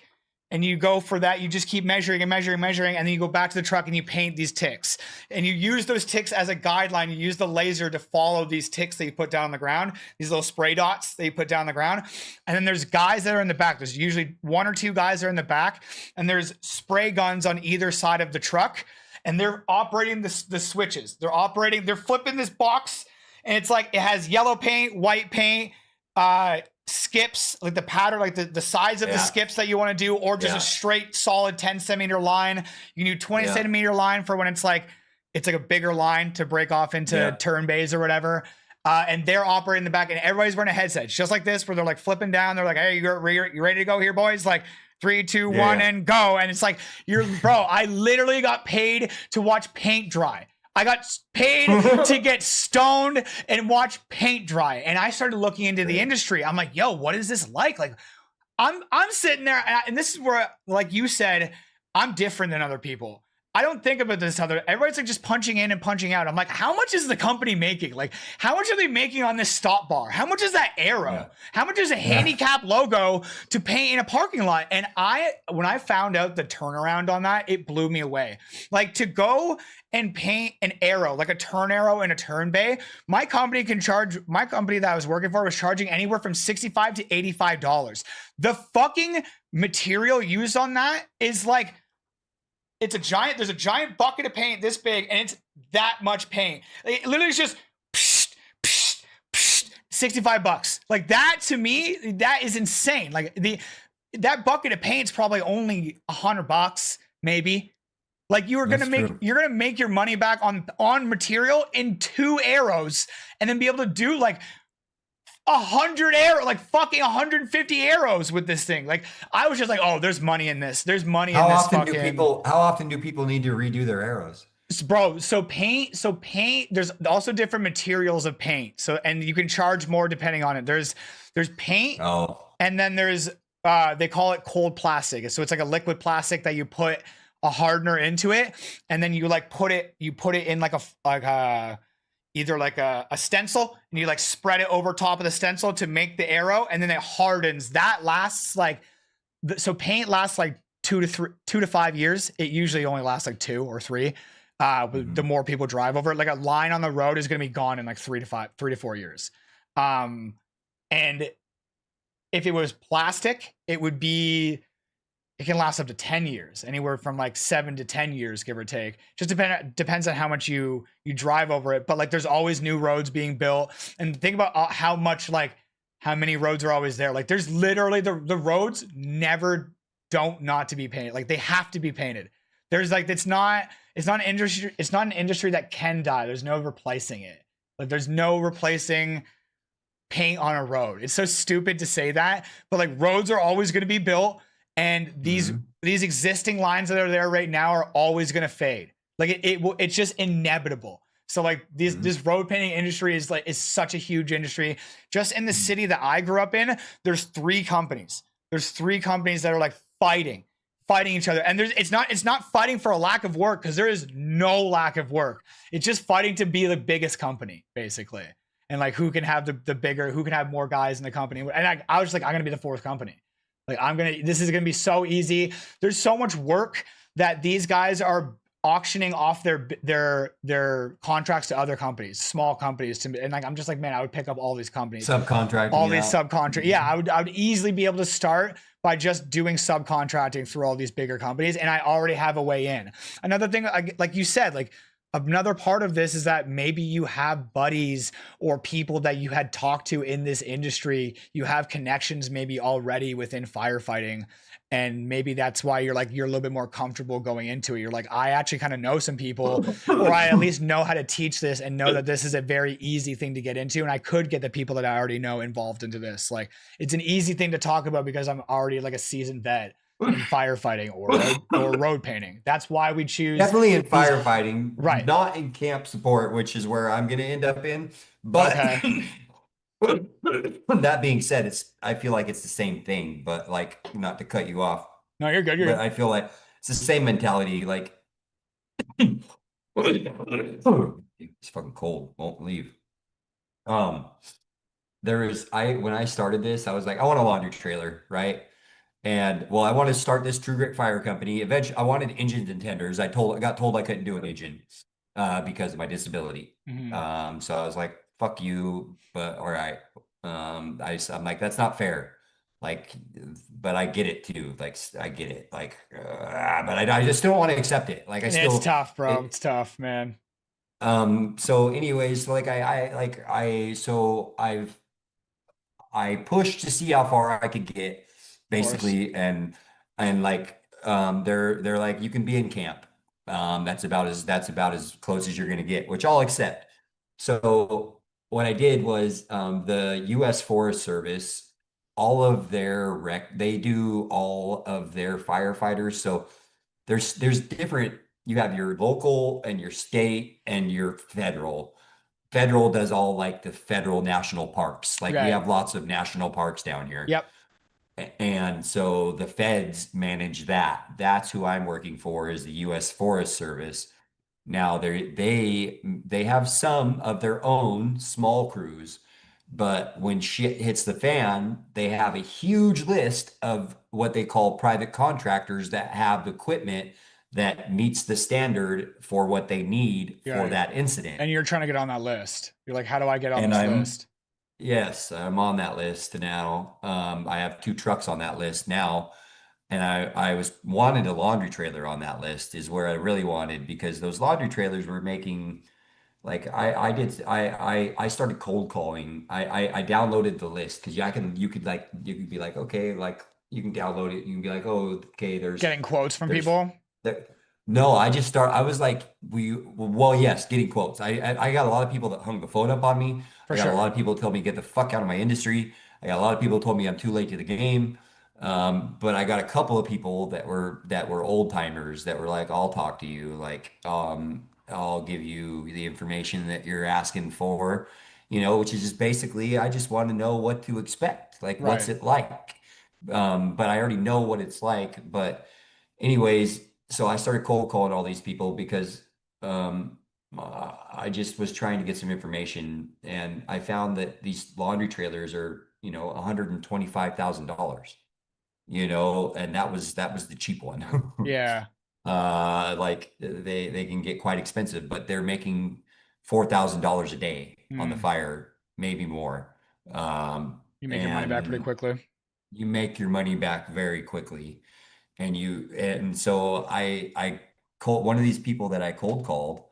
Um, his business partner basically shit on him. And he's like, "Are you interested in being a partner in this?" To you? Um, to me, yeah. Well, no, not right out of the gate. Right out of the gate, I was trying to get quotes because I was trying to really buy one, right? And Yeah. I was trying to get some money from the banks, and nobody would give me any money. I was too new. My credit wasn't good enough, Mhm. and my dream of having a laundry trailer the very first year got shot down real quick. Yeah. I mean, it just is what it is. So like I had a truck. I have my truck and that works, and I put that in. But this guy was like, listen, I need somebody that can help me run this in the field. And if you're interested, would you like to explore something where you bring your guys for a week and then go home, and then I bring my guys for a week and then go home? These things will stay out there for 6 weeks, man. Oh Six shit, weeks yeah. So you guys at are splitting $4,000 a day. you guys are splitting the contract then? Yeah, split the contract. Right. Yep. And this thing is literally like it's a 40-foot gooseneck trailer that has 16 stackable washers and dryers in it. That's sick. And it can do 4,000 pounds of laundry in 24 hours, or no, an I never hour. thought about the fact that like there's probably a fuck ton of laundry in firefighting. Like in Yes. like forest fires and like trying to like yeah, Yeah. like they you guys are just getting dirty the whole fucking time. Yeah. All those guys come back and have to fucking wash their Nomax, and they have to be washed in a certain type of detergent, and it has all this other shit because it's considered a contaminant. It's pretty crazy how crazy the federal government gets with their wanting spreading their containments of like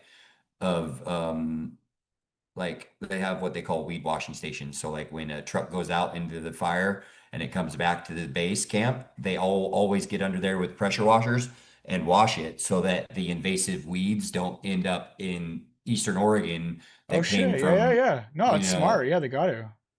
yeah, so that it keeps invasive species because these firefighters travel all over the US, man. And that's what I hope that we become eventually, that we're big enough that like we do all over the US. And like in the off season, like firefighting isn't all the time. It's seasonal. I get that. And your equipment, you don't want it just sitting during the off season, right? So like I definitely would probably end up doing some kind of land clearing or just be a broker and just help people that have small businesses. Bro, someone just typed in like literally just as you were saying that, someone just typed uh first off he said go Ducks and then he said we have something like that in our town that's a nonprofit that a nonprofit runs to do laundry for homeless folks. Yeah, yeah, we have one called Love Inc. Well, here it's called Love Inc. They have a laundry trailer that has like four stackables in it that they have out in front of one of the homeless shelters here. Okay.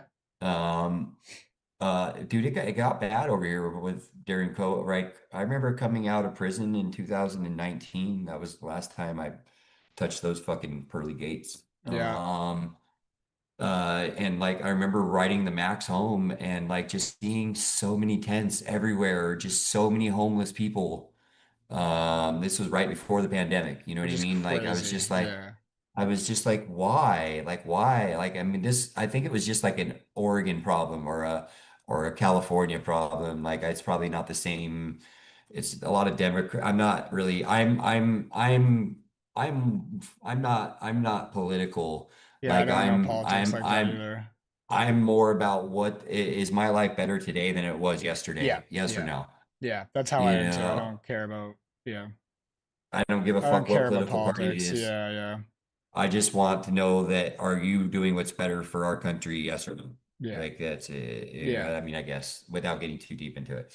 Um, so yeah, man, I really hope that like this becomes a company that I mean I true grit is because like it's just a testament to my story. It took a 100%. lot of grit, took a lot of grit to get to where I am today. Like I overcame a lot of fucking obstacles. Like I should have went right back to that fucking pipe and Yeah. got and be dead already probably with my track record. And it took a lot of Grit. strength and a lot of grit, man. Yeah. Yeah, fuck yeah, to fucking turn that shit around, you know, to fucking accept that life is going to be different and figure out, okay, like let's take the fucking bull by the horns and instead of like instead of just live life, I don't know, man, like but like not every day is rosy. Fuck no. Fuck no, man. Every It's you're also I had said this before and I know that you were kind of a little skeptical at what I said, but I asked you how deep in your injury you were, and you said 4 years, and I said that's very early. And I seen you were just kind of like, I don't know about that. I'm like, I'm telling you, it's early because you're gonna be fucking constantly learning, bro. I literally have double the time in the chair as you. 4 years into this, I was doing fucking nothing. Like, you are so light years ahead of where I was in 4 years into this shit. Like, I could imagine. So when you got hurt, your boy was what, 6? Yep. So like that's a thing. Like, just to be having to teach him about that, and like he's still young and he's still learning.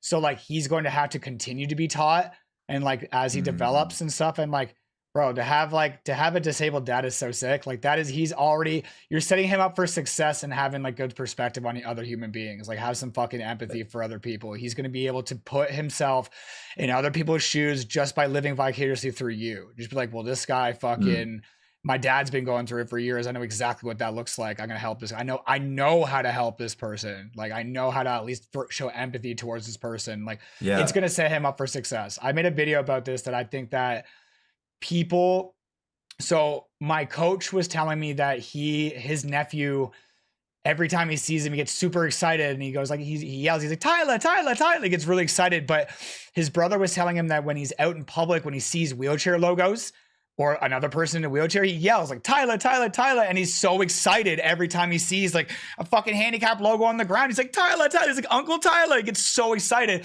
And immediately already in this young kid, I think the kid's like 4 or something like that, he's setting that kid up to already accept disability at such a young age, and already be able to have that perspective that disability isn't like a fearful thing. It's actually something that's so cool. My Uncle Tyler's so fucking cool, man.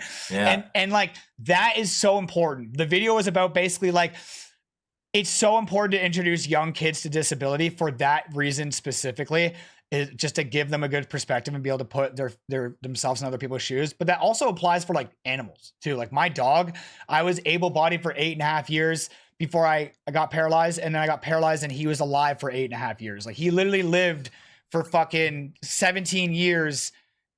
Jesus. And I know he was great. I had to put him down like in November, but he had to learn what my disability was. And it was tough because he had no idea. He was scared of wheels and shit. When I go to the dog park and shit, dogs fucking hate me, man. Dogs fucking hate me. They don't like wheels. They fucking hate it, bro.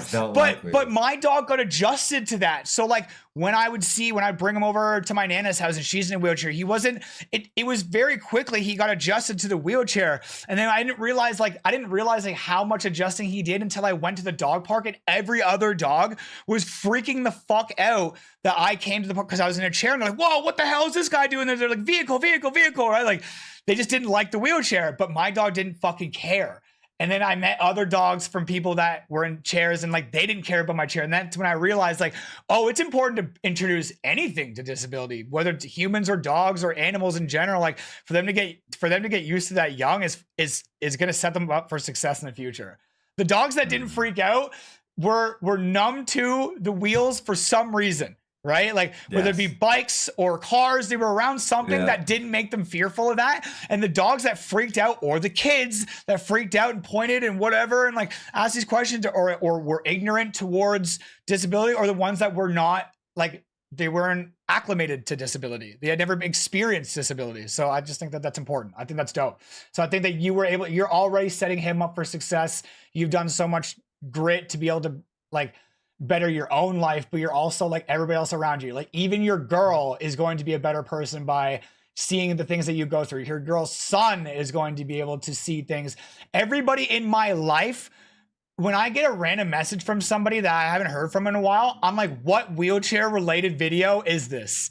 Right? I'm like, or what wheelchair relation? And it's usually like, oh, I was at a Swiss chalet, or I was at a restaurant the other day and there was no accessibility and I gave them shit, and like, I thought about you, man. I'm like, yeah, fucking right, bro. Like, it's funny. Like, what does accessibility look like up there in Canada? It's just probably no different than down where you guys are, man. Like, a lot of Canada's weird to where it's like, we have so many trees. Like, it's very just like, there's a town here, city here, and then it's just surrounded by trees. So obviously the trees aren't accessible, but the cities do as best as they can. Like, every new building that gets made has to have the ADA accessibility. Now they get away with shit all the time, and they whatever they can do to get that little blue wheelchair logo on their website, right? The smallest little things. But I think that people like being squeaky wheels, like get that shit done. Like the more that I make videos complaining about that shit, the more that people talk about it, the more it's acknowledged. Like we live in a world where that shit is pointed out fast. Like, you know what I've noticed down here? Like maybe, and I don't know if you noticed it up there, but it's something maybe you could touch on. There's a lady down here that has a nonprofit that actually I think is going to take it to the state side, but a lot of small businesses that are popping up in houses and their storefronts and their new businesses, right? Like they're small businesses, they're trying to get in where they fit in. They're taking a residential like house and making a small business out of it. But they're not accessible houses. And if you're accessible to the public, then you should be, it's considered it's discrimination. It seems like they're avoiding the have to, like, you know how people, if you build a new building, they have to have accessibility. They're avoiding that by renting a property. Oh, I guess that's probably their get around 100% it is. They're just avoiding it because any new buildings that get brought up, like they gotta have some sort of code, right? Like it has to be up to some sort of code, right? Housing complexes and everything down here. Yes, exactly. Yeah. So I think like when people ask about it, like if me and you aren't going to be around for this, but 50 years from now, I mean, I'm 33, maybe I will be, but maybe we'll see. Maybe I'll live till fucking 80. We'll see. We hope so. But 50 years from now, it's going to be really fucking accessible. Like we're not on a downward path by any means. This is a very upward path, and it is a very wheelchair accessible path. Just like yes, but I think yes, you're right. I think it's just going to get more accessible, but I also think that the like spinal cord injuries are going to be a thing of the past soon. For sure.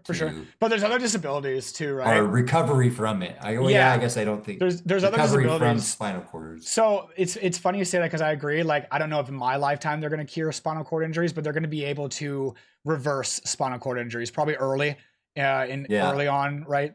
Stem cells, whatever it might later. Be. No, it's going to be early. It's going to be early, fresh injury, probably pre or during surgery, whatever it might be. But I don't know if that applies for me.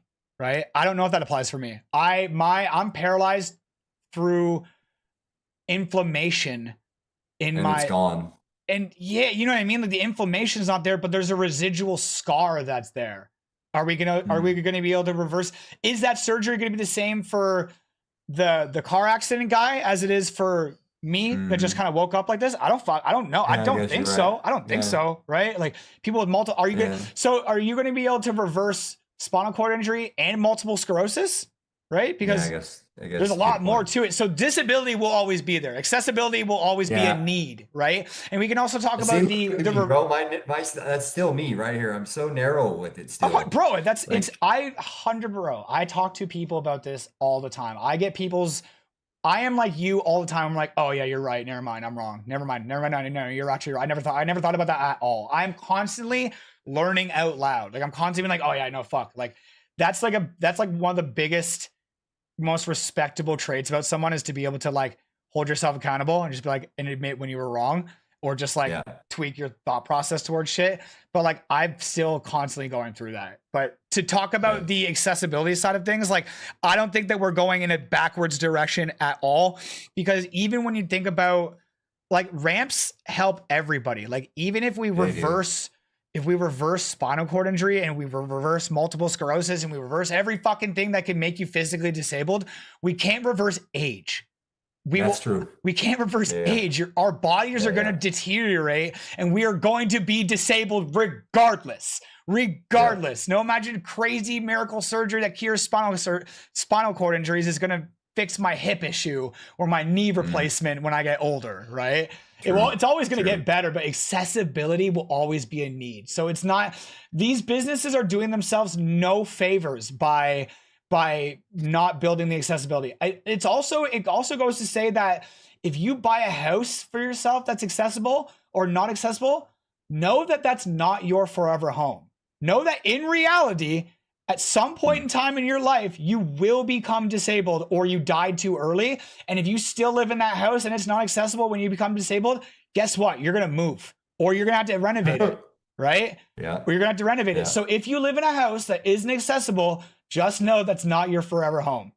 People can argue with me that as much as they want, but they can't argue with age and facts and the fact that they will become disabled in some capacity, whether it's mental, physical, your body will deteriorate with knee, your toe, or you died too early. If you get crushed in between two cars, bro, and you happens early. And we learned this lesson early. So when you go buy your house, or if you ever own a house or whatever, your house is going to be accessible. That's going to be your forever home. That could be your kids' forever home because it could be accessible for them when they need mobility. It's that's the problem. What I think that people don't understand. It's never if I become disabled. It's when I become disabled. It's inevitable. It's inevitable. Yeah. It is the only minority that anybody can join at any point in time. And like disability doesn't discriminate. Like it's going to happen. It's going to happen. It's inevitable. Like I think that's what people really fucking forget. People fear it, man. Like I was making a video with a buddy of mine and I was like, yo, we should do a video series where you are going about your day. We'll travel all around Toronto and you can sit in my other chair and you can see what life is like as a disabled guy, as a guy in a wheelchair. I love that. I think that's a dope idea. Anybody that I ever brought that up to, I think I've seen videos about that. They all love that idea. Thought about it. Yeah, they've all thought about it. They've all been like, "Oh, I love that idea," right?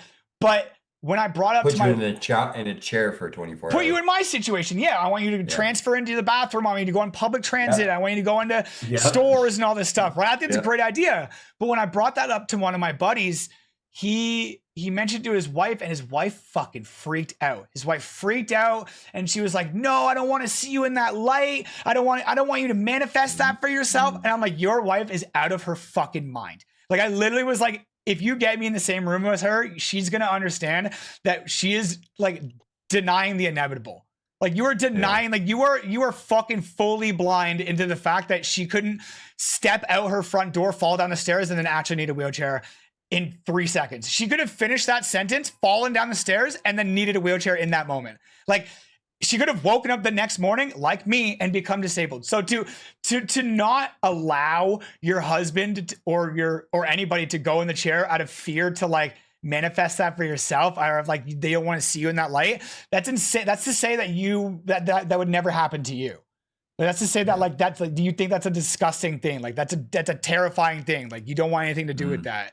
And I'm like, that's fucking crazy. Like that, I felt like that to the core. I was like, ow, what the fuck does she think about me then? Like, I was like, what the fuck, man? Like, is she so dumb? Like, is she so blind to the fact that she could easily end up like me in fucking a millisecond? But she's not invincible, right? But I think I think the reality is a lot of people feel that way. Whether they say it out loud or not, a lot of people feel like disability is like a nasty thing. And it's a scary thing, but it's inevitable. It's inevitable. That's what people have a problem figuring out, is that this is happening whether they like it or not. True.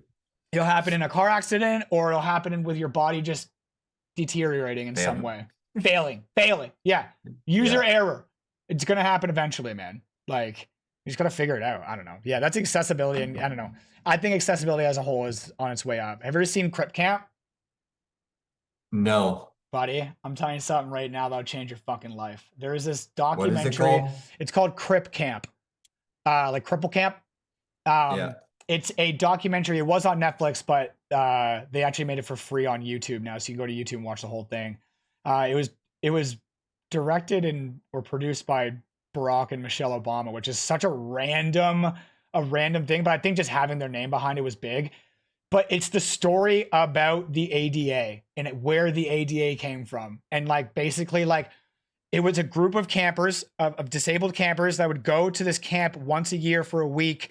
And it was a camp for disabled people. Everything that you could ever think about, and they would go enjoy themselves and get to live their lives. But they started being like, yo, why can we only have this? This was like I don't know the actual, it could be 50s or 70s. I don't know when the actual date was. But they were like, why do we only get to have fun 1 week out of the year? Why, when we go back home is it, can we not operate life? Why do I have to stay inside? Right. So they started fighting. They started picking fencing. They started starving themselves and rioting and fucking trying to fight for our rights. Like these were like, we have rights today because a bunch of crippled kids went to camp and were like, why can't I have fun at home? Like they were like, yo, this is bullshit. And it's that story. It's all documented. It's all documented. It's the story about how all these disabled people fought for our rights. Like I'm talking curb cuts, bro. I'm talking ramps. Like we wouldn't have had any of this without these people. And it tells the story. The emotions that you'll have is like anger, sadness, happiness, laughter. Like it's like the whole thing is like, I don't know, especially as a disabled person, you're just like, this I'll watch it. Speaks to me, man. I wrote it down. I think it should be I actually think it's so good that it should be in schools. Like it should be in school. Like you should watch that. It should be a part of like your school program. Like it it should be a part of the education program.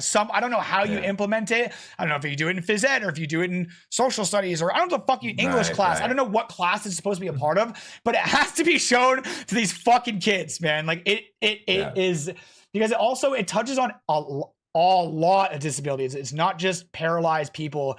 It talks about like people with like cerebral palsy or like spina bifida and like stuff that they had to go through. And like the fact that disabled people fuck too, man.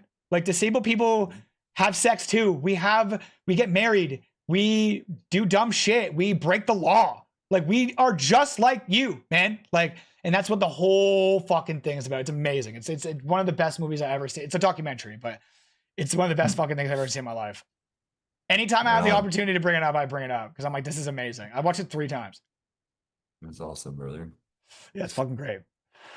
Well, dude, we really need to do this again. I got a bunch of shit I got to get done this afternoon. Yes, sir. Like I could keep talking 100%, but like I'm happy.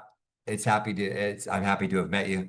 No, I appreciate it, bro. I'm down to do this again. I've been doing a lot of podcasts recently, not myself. I don't have a podcast anymore. But just to be able to do this is fucking dope. I live stream and I hang out with you, talk to people, pick your brain, and then be able to go about my day. Like I think that's dope. And to be able to put this on the internet and have it, and now it's on YouTube and anybody can go watch it at any point in time, even yourself or anybody that you know. It's dope. Like I think it's good what we're doing. I'll tell my wife to go watch it. Fuck yeah, man. Hi, Bree. She's the one. Yeah. A little shout out to Bree. She's the one that told you to check me out in the first place. Yeah. Right. Yeah, so it's like full circle moment. It's fucking sick, man. I've seen there's a couple of guys, guy named Mason and this other couple that are big influencers out there. Nevin, yeah. Nevin and Amber. They're the goats, man. Yeah. They are the goats of the interable relationship life, man. Yeah. We watched some people of them. doing their thing, man. Yeah, I'm like, you gotta. So that's your business, okay? So it's like Bree and I will be kicking around. Like, what about their private Facebooks? Like, what do they need to talk about on their private shit? Do they even probably nothing have private shit? No, like, they probably don't. I have a private Facebook. That's like reality TV. Yep. Almost 100%. In the end of the day, like even that's the route that I've kind of taken too. Like I have a private Facebook and I have a private Instagram for like the people that I know in my everyday life, but I don't really go on that one very much. Like anybody that wants to know what's going on with me in my everyday life should probably be following me by now on social media. I advertised this for fucking years on my like personal profile, and then one day a couple years ago I was like, I'm done advertising. Like anybody that knows me personally, it probably has figured this out by now. Like I don't need to advertise this. So I don't really use those accounts very much. Like I will every now and then I'll sign into those if I want to talk to somebody. I do try to keep that a little separate, but not really. Like a lot of what I'm doing in my content is what I'm doing in my daily life. So if you want to know about it, then dope. But yeah, I don't know. I really don't think that they do use. Maybe like I'll use those profiles to talk to like my aunts and uncles and grandparents. And like if I have like sports teams that I'm a part of, like the personal stuff, sure. But yeah, I don't know, man. A lot of people just message me on my social accounts. That's probably what they do. They probably don't even have those social accounts or the. I reached out to him a couple of times on like their business thing, but like you get lost in. You get lost in the ether, man. Yeah. There's probably so many people that message them, man. I have so many people that message me, and I don't have a tenth of what they have as a following, man. They have millions. Yeah. I have like 100,000 across all platforms. That's a lot still, which is bro. I've been doing this for 8 years. I know what this looks like. I know that where I'm at right now is one, earned. I earned this shit. This took a long fucking time to do, and I had to like remind myself that I earned this because sometimes I forget that I deserve this. And also the fact that I haven't done anything yet. Like, and that I'm in the point where I am now. I'm not a small content creator anymore, and I'm not a big content creator anymore. And I'm just in this middle area where now things happen. Now things are going to start to happen, and I need to figure out how to get to that big area. I'm right in the middle, bro. Yes, I have a fuck ton of DMs, but not a lot to where it's like I'm losing track of them. Like I'll get to people eventually. Just takes a little bit longer. Mm-hmm. Some people, when you get to Amber and Nevins, they might never see some of these fucking messages because it's like, you know what I mean? And that's a good problem to have. It's a good problem to have, right? Like that's kind of a problem. Do they like? Do you think they make good income from posting like that? Absolutely. Yeah. Absolutely. Yeah. They do well for themselves. Absolutely. I know a couple of creators that do well for themselves, and that's something that I would like to get to. I don't even know what that looks like. Again, I've been doing this for 8 years, and it's branding, right? It's all branding, networking for other. Networking, like you just wear apparel or like shout out to fucking Gigi's weed. 100%. Yeah, it would be like you're doing commercials essentially, like you're advertising the brand that you're using or something, right? Like that would be a lot of working and collaborating with other brands would be how you get your name out, and then you go do a commercial or you go do a lot of it would be like work or like a business wants to run an ad and they want some disability into it. So it's like you're the face, you do some modeling or whatever, right? Just trying to normalize being a wheelchair user and showing that out. Now, again, with talking about disability and accessibility, well, like companies want disabled people now too, right? That's becoming more like there's wheelchair models these days, and there's actually there's mannequins that are in wheelchairs, and like that speaks volumes, bro. I don't know what my pants look like on a mannequin, bro. I don't know what that looks like on me, because when I wear them, my fucking it looks like I'm wearing flood pants because of my fucking the ankles the ankles go high. So it's like, and then I gotta get a bigger size, but then they look like fucking parachute pants on me because they're so big. Right. So if I saw what that looked like to someone that was sitting, it doesn't have to be in a wheelchair, but if they're sitting, then I'm like, cool. That's I know what that's gonna look like on me. That's fucking important, man. Like, fucking important. My girlfriend, like, she has a chronic illness of her own, and it's very like she has like spinal issues. She has arthritis, and so she was doing like modeling for arthritis. So she was walking with her walker. So like people get to see what that outfit looks like in a walk, like with a walker, right, or in her chair, right? They get to see what like a dress would look like in her chair, right? So something like that's important. It's fucking important, man. Right so on. That's what that would look like. Again, I haven't worked with any companies that have paid me to do anything. So like, and in Canada, like we don't have creator funds. Like in the States, they have things like you get paid for the amount of views that you get on TikTok and stuff like that. There's creator funds. I don't have that. Okay. Canada doesn't have that. Like we got absolutely screwed for that. So like a lot of the money that I'm going to be, if I ever make any money, would be through like subscriptions. Would be through like you subscribe to me on Twitch, you subscribe to me on any of my other platforms, Facebook or whatever, right? Subscriptions or trying to reach out to brands and be like, yo, you want to work with me? I'm in a wheelchair, I'm funny, I'm half decently good looking, and you want me to be the face of your company. And then hopefully they hopefully they bite, right? I get representation through like an agency that might be a little bit more towards disabled people and know how to kind of advertise me as a client. Right. And seeing if someone else can help that. That's the route that I'm taking now. That's where I'm at. I'm just like, I'm so scared. I don't know what to do. I have anxiety. I'm going to shit myself. I don't know what being a big creator looks like. I can't be scared of the light. Fucking push towards it a little bit here and try to lean into this shit, lean into this fear, because if it's scary, it's going to be good. Right. It's what they call the unknown. Right? No. Imposter syndrome. Okay. What is, I don't know. I always thought of that as a negative. I thought of that as a negative, imposter syndrome. It means like you're not, you're being like, something that you're not. You're being an imposter. I guess that's what I was. So imposter syndrome. So like, it's something like my small business development center advisor was, because I was telling her that like, I just don't know that I don't like, I got all my ducks in a row. Like I got my spreadsheets, I got my plan, I got everything's dialed in. I've met with these nonprofits to figure it all out. And I'm like, I don't know, man. I'm still scared. I'm nervous. She's like, Jesse, that's called imposter syndrome. like you don't feel like you belong there, and like you'll get over that, you'll get through that. Like you push through that, Right. and then you realize it's no longer that you're not an imposter. You can do this. You That kind of deserve to shit. be, It's you that deserve to sort. be there, right? Yes. Like how we were saying Yeah. earlier, how we don't know how to take people saying that we're inspiring. We have imposter syndrome, and the fact that like we're almost blinded to the fact that we are a little bit inspiring. Like we are going through some shit that most people can't understand, and that is without us trying an inspiring thing. And like we, like you said, we belong. We belong in these certain areas. We belong. Mm-hmm. We deserve to be. Yeah, fuck. I had to look into this imposter syndrome a little bit more, because clearly I do. The messages that I get from people remind me that I'm doing the right thing. And then when I close my phone and I think about what I'm doing, I'm like, you don't belong here.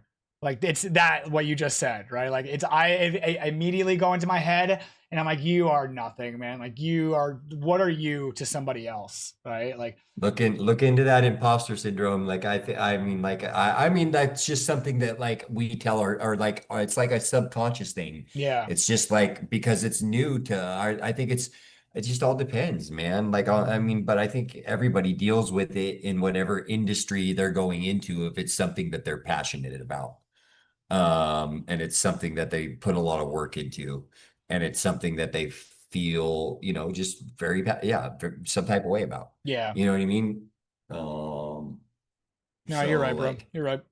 I'll look into this imposter syndrome. I think that's actually what I've been kind of dealing with, where it's like, no, you put in the work, bro. Like you put in the fucking work. Like I I don't know. struggle with it myself. I don't lie. I know I can make this work, but I'm just I don't know what it looks like yet. So like, and like, Oh, that but sentence I right know, there. I know I can make this work. I just don't know what that looks like. I've seen other people doing it. I don't know what that looks like for me. yeah, Fuck, man. yeah, yeah. I had to look into this a little bit So more.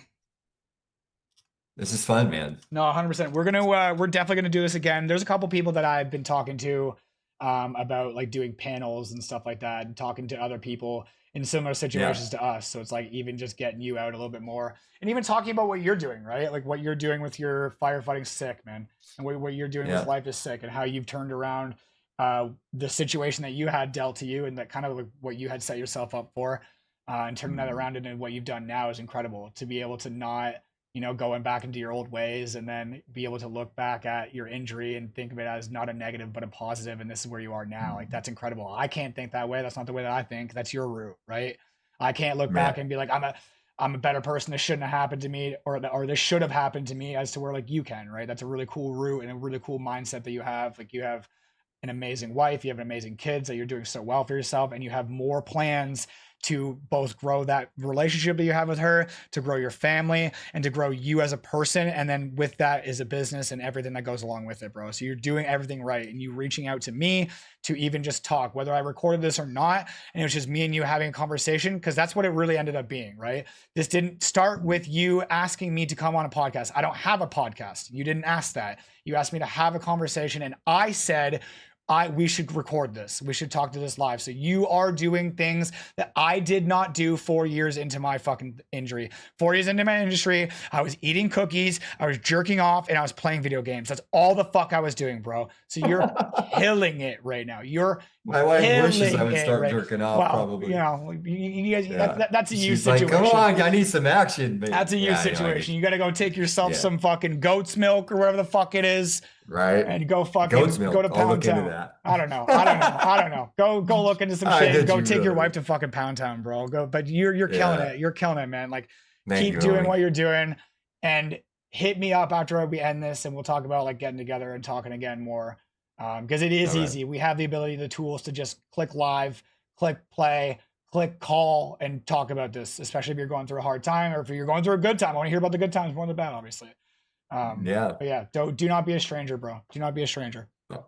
I won't, homie. I'll always keep in touch on your business one. That's when you're on the most. Yeah, that is the one I'm on the most, So 100%. you'll see me in your DMs, homie. Yep. Don't Yep. worry. Hell yeah, bro. Keep pushing, bro. Keep pushing, man. You're killing it.